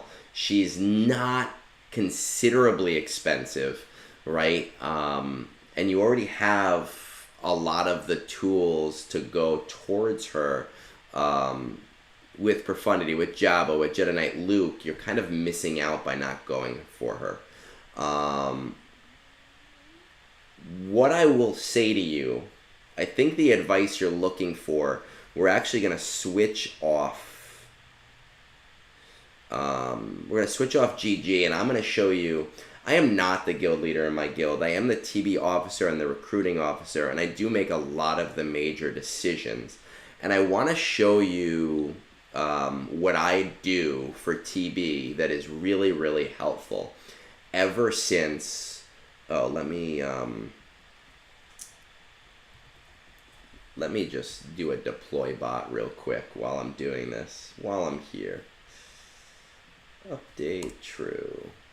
Okay. So what I find is being as communicative as possible with your guild is the best way to get them to do things and understand why they're doing things. So, and especially with the 24-hour phases versus the old 36-hour phases, with the 36-hour phases and with combats being largely a lot more important and platoons being a lot more important to get the combats done, in LSTB, you needed to have your platoon phase, which was like 3 or 4 hours long. And then after your platoon phase, you were doing your combat phase, right? And then in the last like 12 hours, you were asking everyone to deploy. You can't necessarily do that anymore because you only have 24 hours. But the nice thing is platoons are not always super important to beat the combats. And that's something we're trying to do with the TB library too, is isolate what combats go where and what you need to wait for and what you don't need to wait for. The only bot that I personally use is Hot Utils. I do not pay for it. My guild leader pays for a guild membership. So I, as the TB officer, benefit from it and I get to use it. And as you can see, you know, it kind of isolates who hasn't deployed yet. I haven't deployed yet because I am always one of the last to deploy for guild-related reasons. But it seems like we're close enough to where I should do that now. But let me show you the thing that I wanted to show you, which is what I do with TB, right? Every TB, we have a TB announcement channel. And every TB, before the phase starts, I give the whole agenda, right? So TB day 1, agenda, we're going for 333. Operations, fill generously, do not battle with characters that may be needed, okay? 2 battles. Operation bonuses are now listed. And I list the operation battles so that people know what battles they can do without any problems, right? So in day 1, you actually don't need platoons for anything. I don't use platoons for anything. But in day 1, they know that DS, they can do the fleet without any problems. They know that in NS, they can do all of their squad battles without having to wait because it's not going to help them to wait, right? So I kind of isolate that. And then I set it up so that they can see an early deploy, right? So the early deploy is like after you've done your operations and after you've done all your battles, you can deploy light side to 136 million. And that number is very specifically the number to get to 3 stars, minus the platoons, minus all of the combats.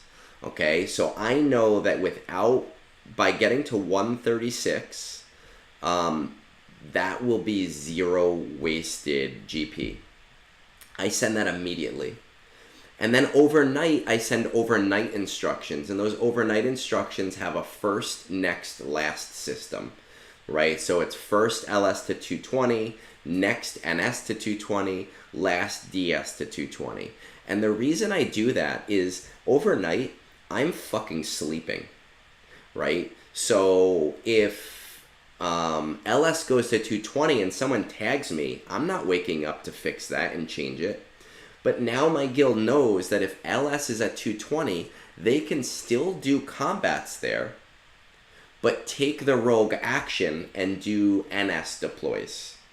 It also allows my non-TB officers who maybe work or live in different time zones to see what the directions are and be able to change that for me if somebody officer tags, right? And I do this every single, right? Every single phase. There's a day 2 goal. There's an overnight day 2, right? And Q is my other TB officer. Now the final thing that I do is I always do this is actually most current. So let me go to the next one. Let's see, day 1. I always do a TB redux, right, at the end of TB. And it basically says the things that we did really well and the things that we didn't do super well and the things that we need to work on. And those things might be like, hey, we need to work on Zepho because you guys sucked on Zepho. Or hey, like in this one, we noticed some deploy issues. So we really need to get on our deploy issues to make that a little bit easier for people. Because your not deploying hurts me more than it hurts you because deploying takes 10 seconds, right? But I also might put things in there, and it's been a while, so I don't know if I can find it here. I must have skipped some reduxes. Let's just type in redux and see what happens.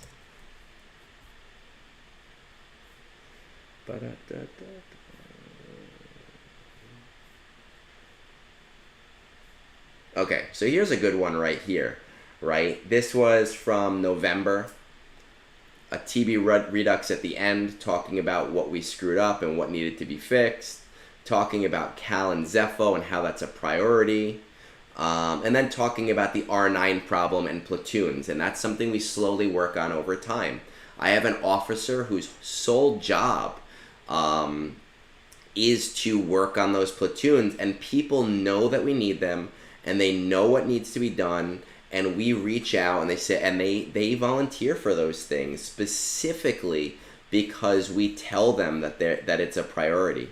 If you are just doing that in like a general channel, you're not helping your guild out enough. You need to have an announcement channel for that so that people can see that afterwards and they can read it and they can kind of like take it in. That's something that I think has really helped me as a TB officer get people on the same page as me for things. Slan's kind of correct when we talk about like the difference in TB from Geo to ROTE. you have to kind of change how we do things because of the different timing. It's like, I would say it's more like drag racing versus like a racetrack, right? Each phase goes much quicker. So we have to isolate things in a different way than we've ever done before in the past. I think that if you do that as a guild leader, that is going to really help you, because it lets everybody set the expectations. We also, I don't know if most guilds do this. I know a lot of them that I've seen do this. I don't want to click on it because sometimes there's personal information in there, but we have, here looking at our officer channels, we have an away from game list, right? And when people put things in there, they say, hey, I'm going to be gone for the week. I'll try to get my stuff done. I know as a TB officer what phases we really need combats in and what phases we don't need them as much. And I'll tell people, hey, you're going to be gone TB week, but you still have access to your phone. You don't even worry about combats, right? Pop into the game, do your operations, hit deploy, enjoy your vacation. And doing that allows them to not feel like it's this daunting task where they can just do it in the morning super, super quick and it takes them 1 minute. And it's way more likely that they're going to get the deploy in versus them going, oh, I don't want to deploy because I have to get combats in. When am I going to get my combats in? Because we're at Disneyland. I don't want you to have to play the game while you're at fucking Disneyland, right? I want you to enjoy Disneyland with your kids.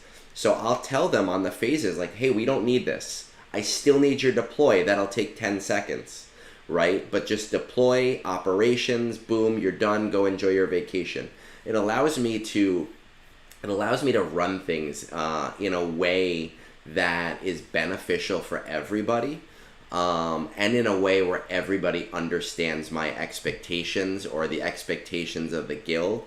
And I might reiterate that like 4 or 5 or 6 times over the course of a couple of months, but it doesn't matter. Like that's completely fine doing that. People do, they hop on board and they start to understand what is expected of them. So I think that's more what you're looking for. I think you were looking less for a roster review and more on how to organize your TBs. Slan, who is in the chat, he is, him and Rymus, they're on our Discord server. Tag them, reach out to them. They're in, I think it's actually the highest efficiency TB guild. So I'm a good resource on management. They are a really good resource on the math of getting that done. They might be able to help you out. I don't know if it's trade secrets or not. They've shared those things with me, but it's mutual because I share things with them too. And the other thing that it comes down to is, again, with the TB library that we have on our Discord, there is, let's see right here. Oh, the council chat, but I don't want to click on that with people here. I don't know why the fleet mission is. We have it isolated as things to manual and things to auto, right? So this is that mission that's really awful. Leviathan in Mustafar has a 60% win rate. I'd rather take my chance on that than have to deal with that. I don't know why it's saying unknown on some of them. I keep hitting fleet missions. I don't want to have fleet missions. Right? I know Mon Mothma will auto in what did I hit? Coruscant 95% of the time with the Kyle Omicron. So if I know all of these auto things that I can do without any effort, it allows me to do combats during times where I wouldn't normally be able to do them. I do 95% of my combats while I'm at work because I can just pop it in my desk and walk away.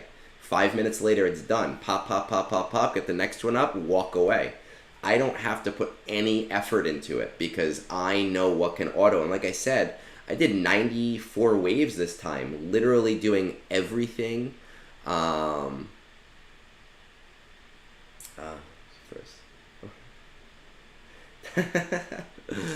Yeah, well, you know what? Well, let me get back to that. But if I can auto 95 waves, I don't need those extra 5 or 6 waves. And if you can tell people, hey, with these teams, you can auto things, they're more likely to do the combats. So that's something really to consider. Zavor, you know, they had said roster review, but they were looking for ROTE stuff, so we kind of meandered. It's an 11 million account. There's not too much I can give advice to on an account that's the same size as mine and is more towards the end game. But I think that kind of keeping those things in mind will help your guild shore up a ton that they're not currently doing. So hopefully that helps you out. We're gonna move on to DarthChi here. Oh my goodness, we spent a lot of time there. We are going to move on to DarthChi. She's at 226. Nitro, I don't even remember when the timestamp is for you, so I'm going to guess and say it was 205. Let's see what DarthChi is doing. We are on Discord, yes. Link to your .gg. What is the top 20? Oh, we can get rid of this one. Leviathan top 5, executive profundity, some negotiators. Are you coordinating? No, I regular place top 5, just paying attention 5 minutes prior to your rewards. Honestly, I'm going to say reach out. What people don't understand is it's not just about getting 1st to 5th. It's about making getting 1st to 5th less of a pain in the ass. I pay no attention to my fleet at all. I do at 8:01, I start my battle for 1st, and I don't have to worry about it the whole hour, because everybody near my payout knows that's my payout hour and they're not going to hit me, and the people that are at the same payout hour, we just kind of switch off. It makes life so much easier to not have to worry about a 5-minute window and instead to have this hour window to do things. And I also know which slots I can take early. So I know I can get to like the top 4 within like 3 hours of my payout without stepping on anyone's toes. It makes life so easy. Rebel Roundup. Okay, our assault battles look to be in pretty alright order. Horde for Bane should have it next conquest. Are you dead set on continuing? No, I generally only farm accelerated characters. Was free to play till the first LS bundles. Now I'm not trying to keep up with GAC and Fleet. Not really. I do like Bane. Almost through his audiobooks, so I am hoarding R7. I just took him to R8 finally. I'm so excited to be done with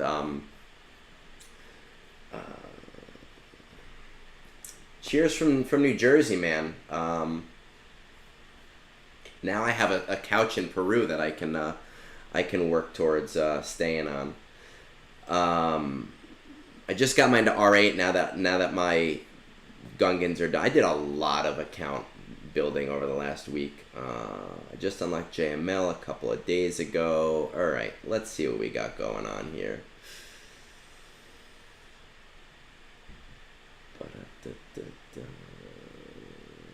Pop on GG. So we are in Kyber 3. Bones, brother, how's it going, man? Just I got strep. I'm sick, dude. I'm sick as all hell right now, but we're powering through this stream because the people want their brunch and I want to give them brunch because I enjoy brunch. All right, so we're doing good here.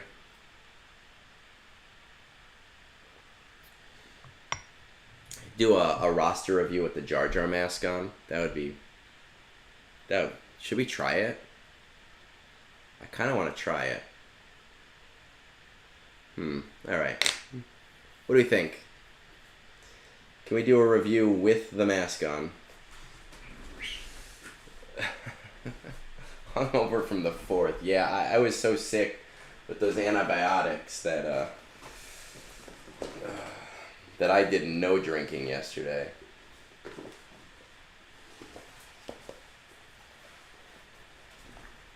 What do we think? Get some use out of the mask? Whew! Alright, with my lazy eye. It's going to take a lot of looking around though. I don't know if this is going to work out. Let's see, we're DarthChi. Oh my god, I probably did. Oh man. Okay, so DarthChi, we got... Can't even see my mouse cursor. Where the hell is it?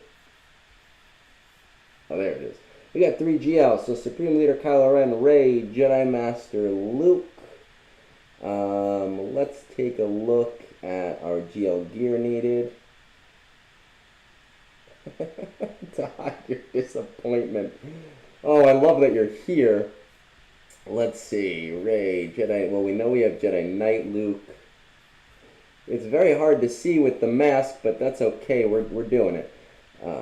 Lord Vader, Star Killer, we got Star Killer, probably bought the bundle, maybe. You're high enough where you could have done it without the bundle. Profundity, a little far away from Leviathan. No repping for my boy, the Gungans. One eye on the screen. Yes, it does have a lazy eye. Now the problem is I can't type very well because I have no spatial awareness in this thing. So let's see. Bosch is up there. See how my blind typing skills are.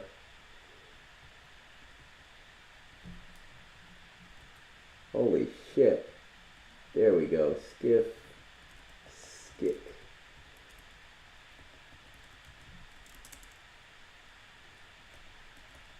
Skiff, and where's Kerr? I have no awareness of my keyboard, which is...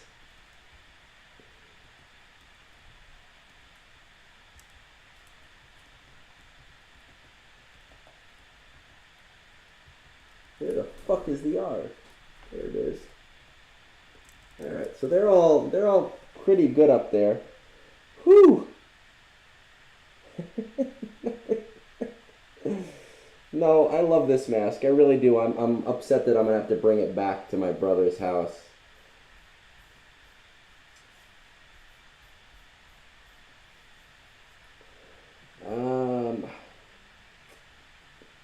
One, two, three. Let's take a look at these fleets.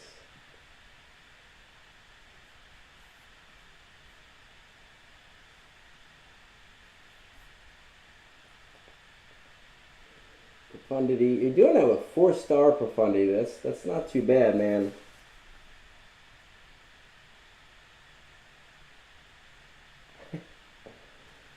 No one expects the Gungan Inquisition. I do want to check on a few of these guys.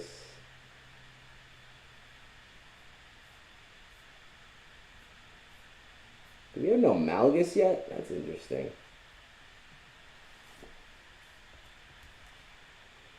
No Malgus yet. Okay.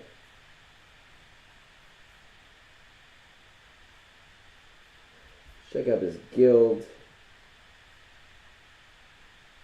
327. All right.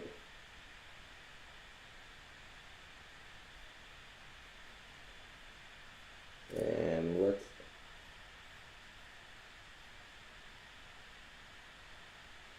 Bones, that could be taken two-way, man. Two ways. All right.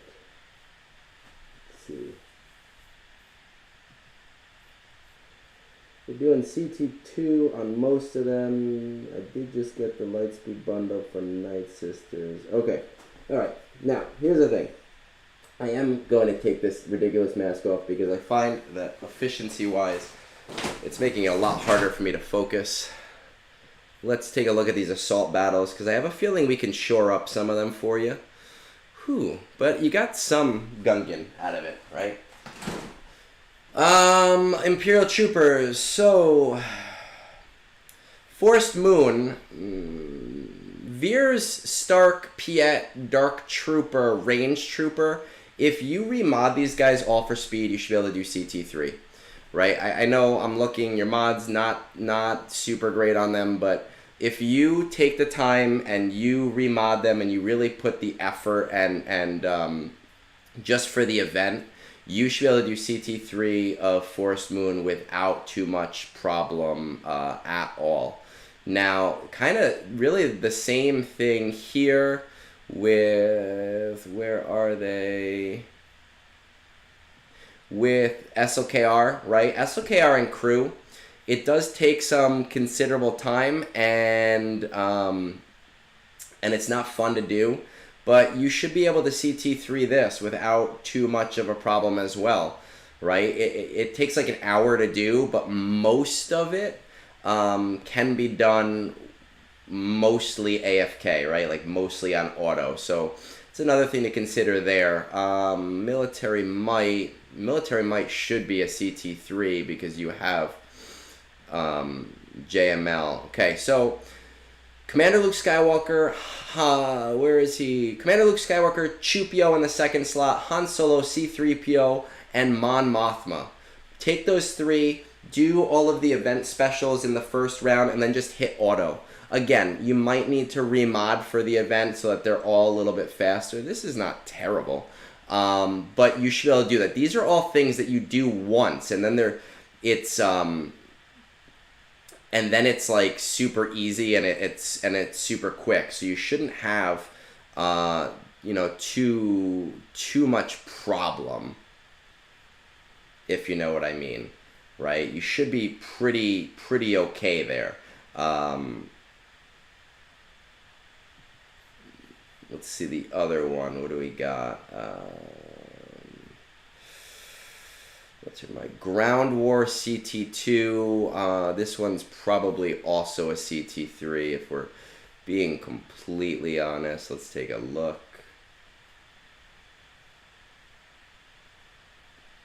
Zavor, yeah, we didn't see the Notebook musical yet, but my wife wants to see it, so we probably are going to end up seeing the musical.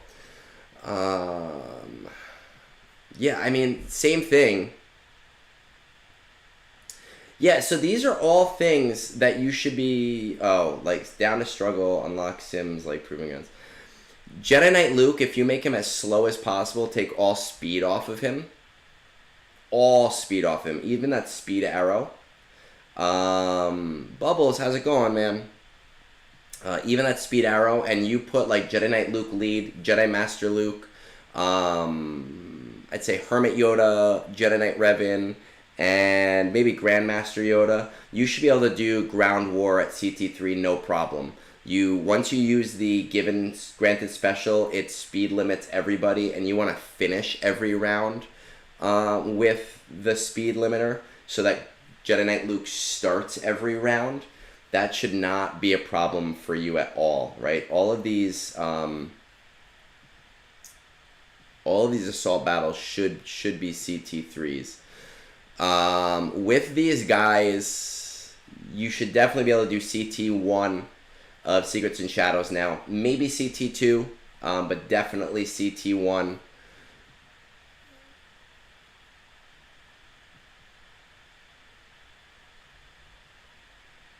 And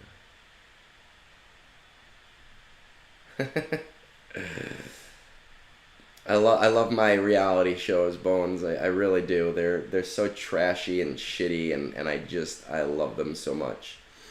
All right, nothing with the Inquisitors yet. So again, you shouldn't have too much problem with those assault battles. Nothing is too egregious here. You need to go for Jabba. Jabba is your answer right now at where you are in the game. It's going to help you in Kyber considerably. Great in GAC, great in TW, great in Conquest. Highest ROI character in the game with Smuggler's Run 2. What's the other one? Rebel Roundup, you'll be able to get the CT3 without too much problems.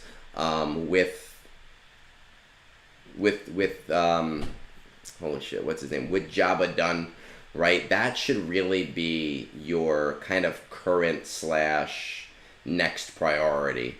Jedi Knight Cal Kestis, I see that you're going to kind of do it as it accelerates. Most of them are accelerated now. Some of them are not. It's interesting. Jedi Knight Cal Kestis is coming back earlier than expected. So I don't know if he's going to be permanent next time around or not, which is really weird to be in that position. So if you want Cal Kestis next time around, you might even have to start the non-accelerated farms now, depending. I'm assuming that all of them are pretty low.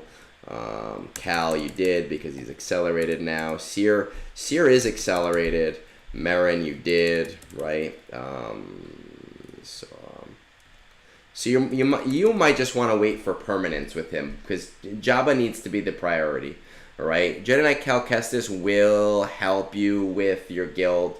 Your guild's gonna want to start doing Zepho, but I'm gonna tell you that mission is not dumb easy. It's not super hard, but there is a little bit of RNG with the explosions in it. It's surprisingly harder than the Unlock Mandalore mission, which is kind of ridiculous. So it might take your guild a little bit of time to kind of jump on that.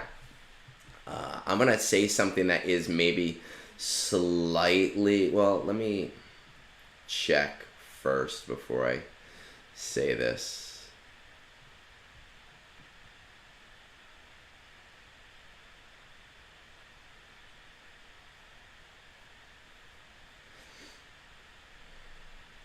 Dude, I'll straight up tell you right now, I have no problem crying during things. I'm not saying it's like a heavy RNG event router, because there are ways to be more reliable with it, but I am also thinking about it from a 300 million guild GP standpoint, not from a 550 million GB standpoint. Like, my guild has no excuse that they didn't unlock it this time, because they're all lazy asses. But I do think at this guild level, it's going to take past the time of them.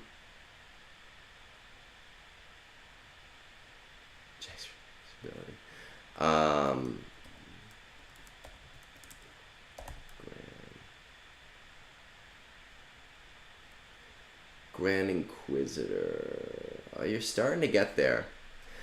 I want to say something semi-controversial here, I think. I think that you might want to start thinking about farming Inquisitors, honestly. I don't know if your guild is a guild that you want to stay with a long time or if you want to move up. But if you do Inquisitors, you will be able to, you'll definitely be accepted by a higher guild than where you are now, and you'll be able to punch up. And if this is the guild that you want to stick with, then your guild has kind of started doing that now, and it seems like they've started to build towards Riva. But I would definitely do Jabba first, right? Jabba is going to be considerably more important. I would do, well, if your guild is barely doing the ROTE missions, then it's going to be a little while till you have Zepho, definitely. I would do Jabba. Is Jedi Cal Kestis more of a passion farm or a guild thing? That, I guess, is a really important question to ask. Like, is it because you want him, or is it because your guild is like, hey, we should want them?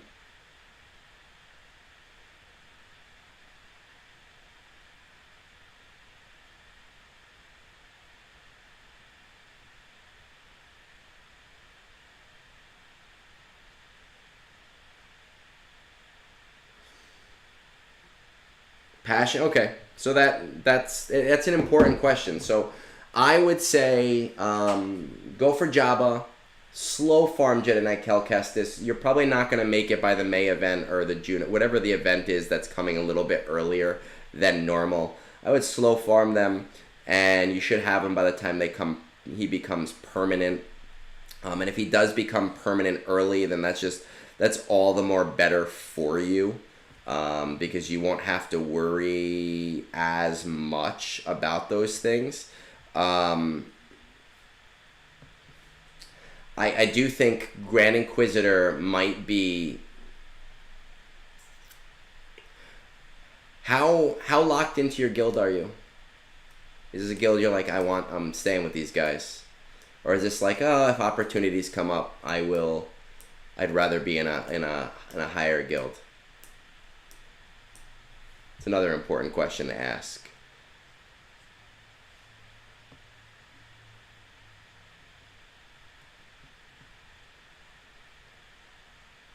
We will wait for the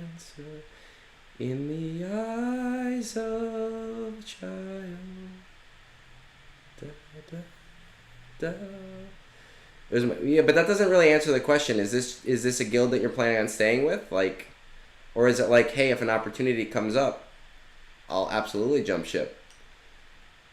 You know, because what basically happens is there comes a point where your goals outpace your guild's goals, and it's time to move on. Right? And a lot of people are just not willing to accept that and move on when they should definitely be moving on.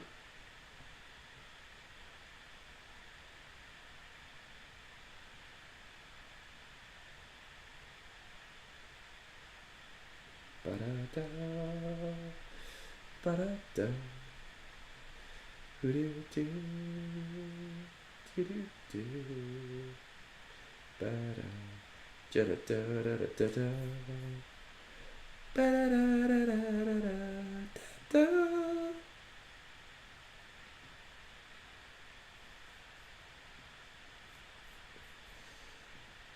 It was my first guild. Still waiting. Help me out here, man. Are you at a point where you're like, I might? I've come up from being someone. Yeah, but that it sounds like you're skirting around the question because the question isn't, you know, necessarily.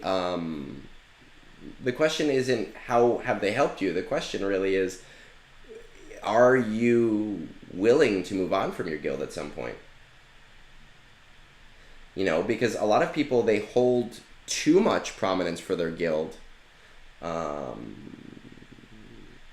They hold too much prominence for the guild, and it holds them back, right? And I've done that before. I've been in situations where I was in a guild that I should not have been anymore because my goals outpaced the guild's goals, but I just felt. Because I think it's important to me because I think it's going to completely change my answer for where to go next, right? I don't normally push this with people.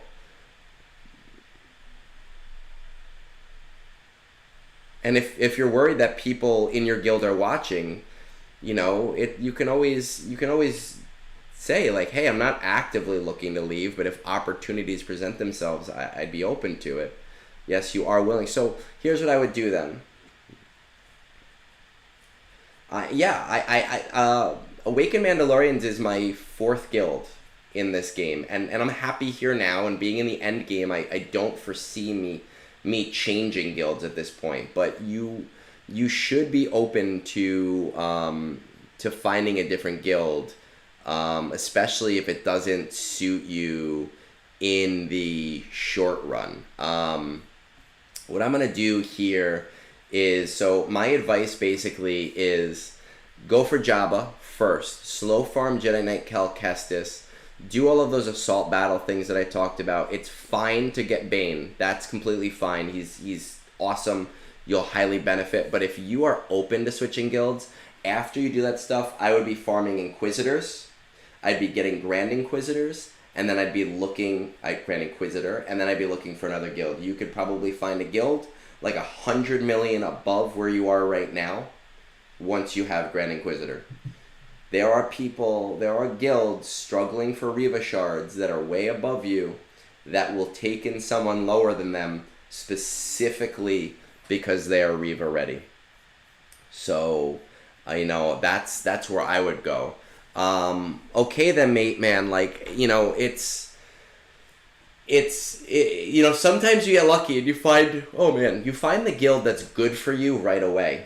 And that's fine, but most people are not going to be in that position, and it's almost like being in a toxic relationship where you know that it's better to move on, but you just don't do it because, you know, you don't want to like offend anybody. But you have to do what's right for you, and you have to do what's right for your account, if that makes sense. I would say do the Jabba, do the Jedi Knight Cal Kestis. Bane is short term right now, right? And after that, I would go for Reva. Hands hands down, no questions asked. That would be 100% where I would go with this.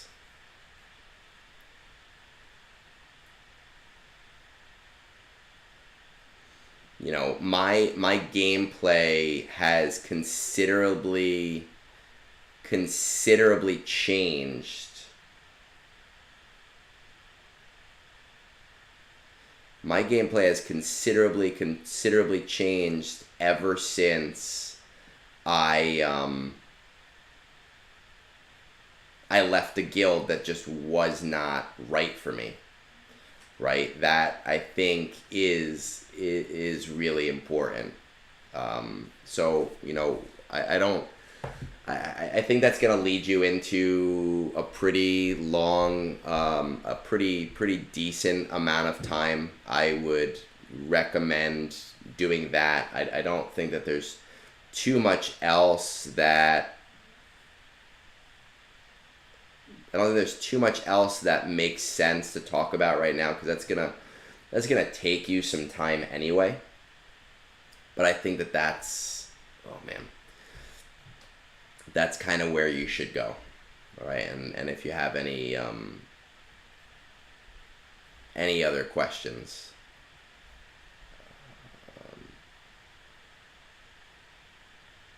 yeah, I mean, Jedi Calcestis is still an option too. You know, do that. That's fine. But that's funny. Oh my goodness. All right. But that's where I would go. That's where I would go with that. Lysol, man. You know what's really funny, dude? I was like, I'm new to Twitch and figuring out Twitch. For the last 20 minutes, I've been trying to figure out how to raid people, and I was gonna raid you in the near future. But I guess we're kind of getting to that point at roughly the same time. I do appreciate the raid. We're actually finishing up as well over here. I'm gonna have to figure out how to do raids on Twitch, because I never looked into it, but that was the goal.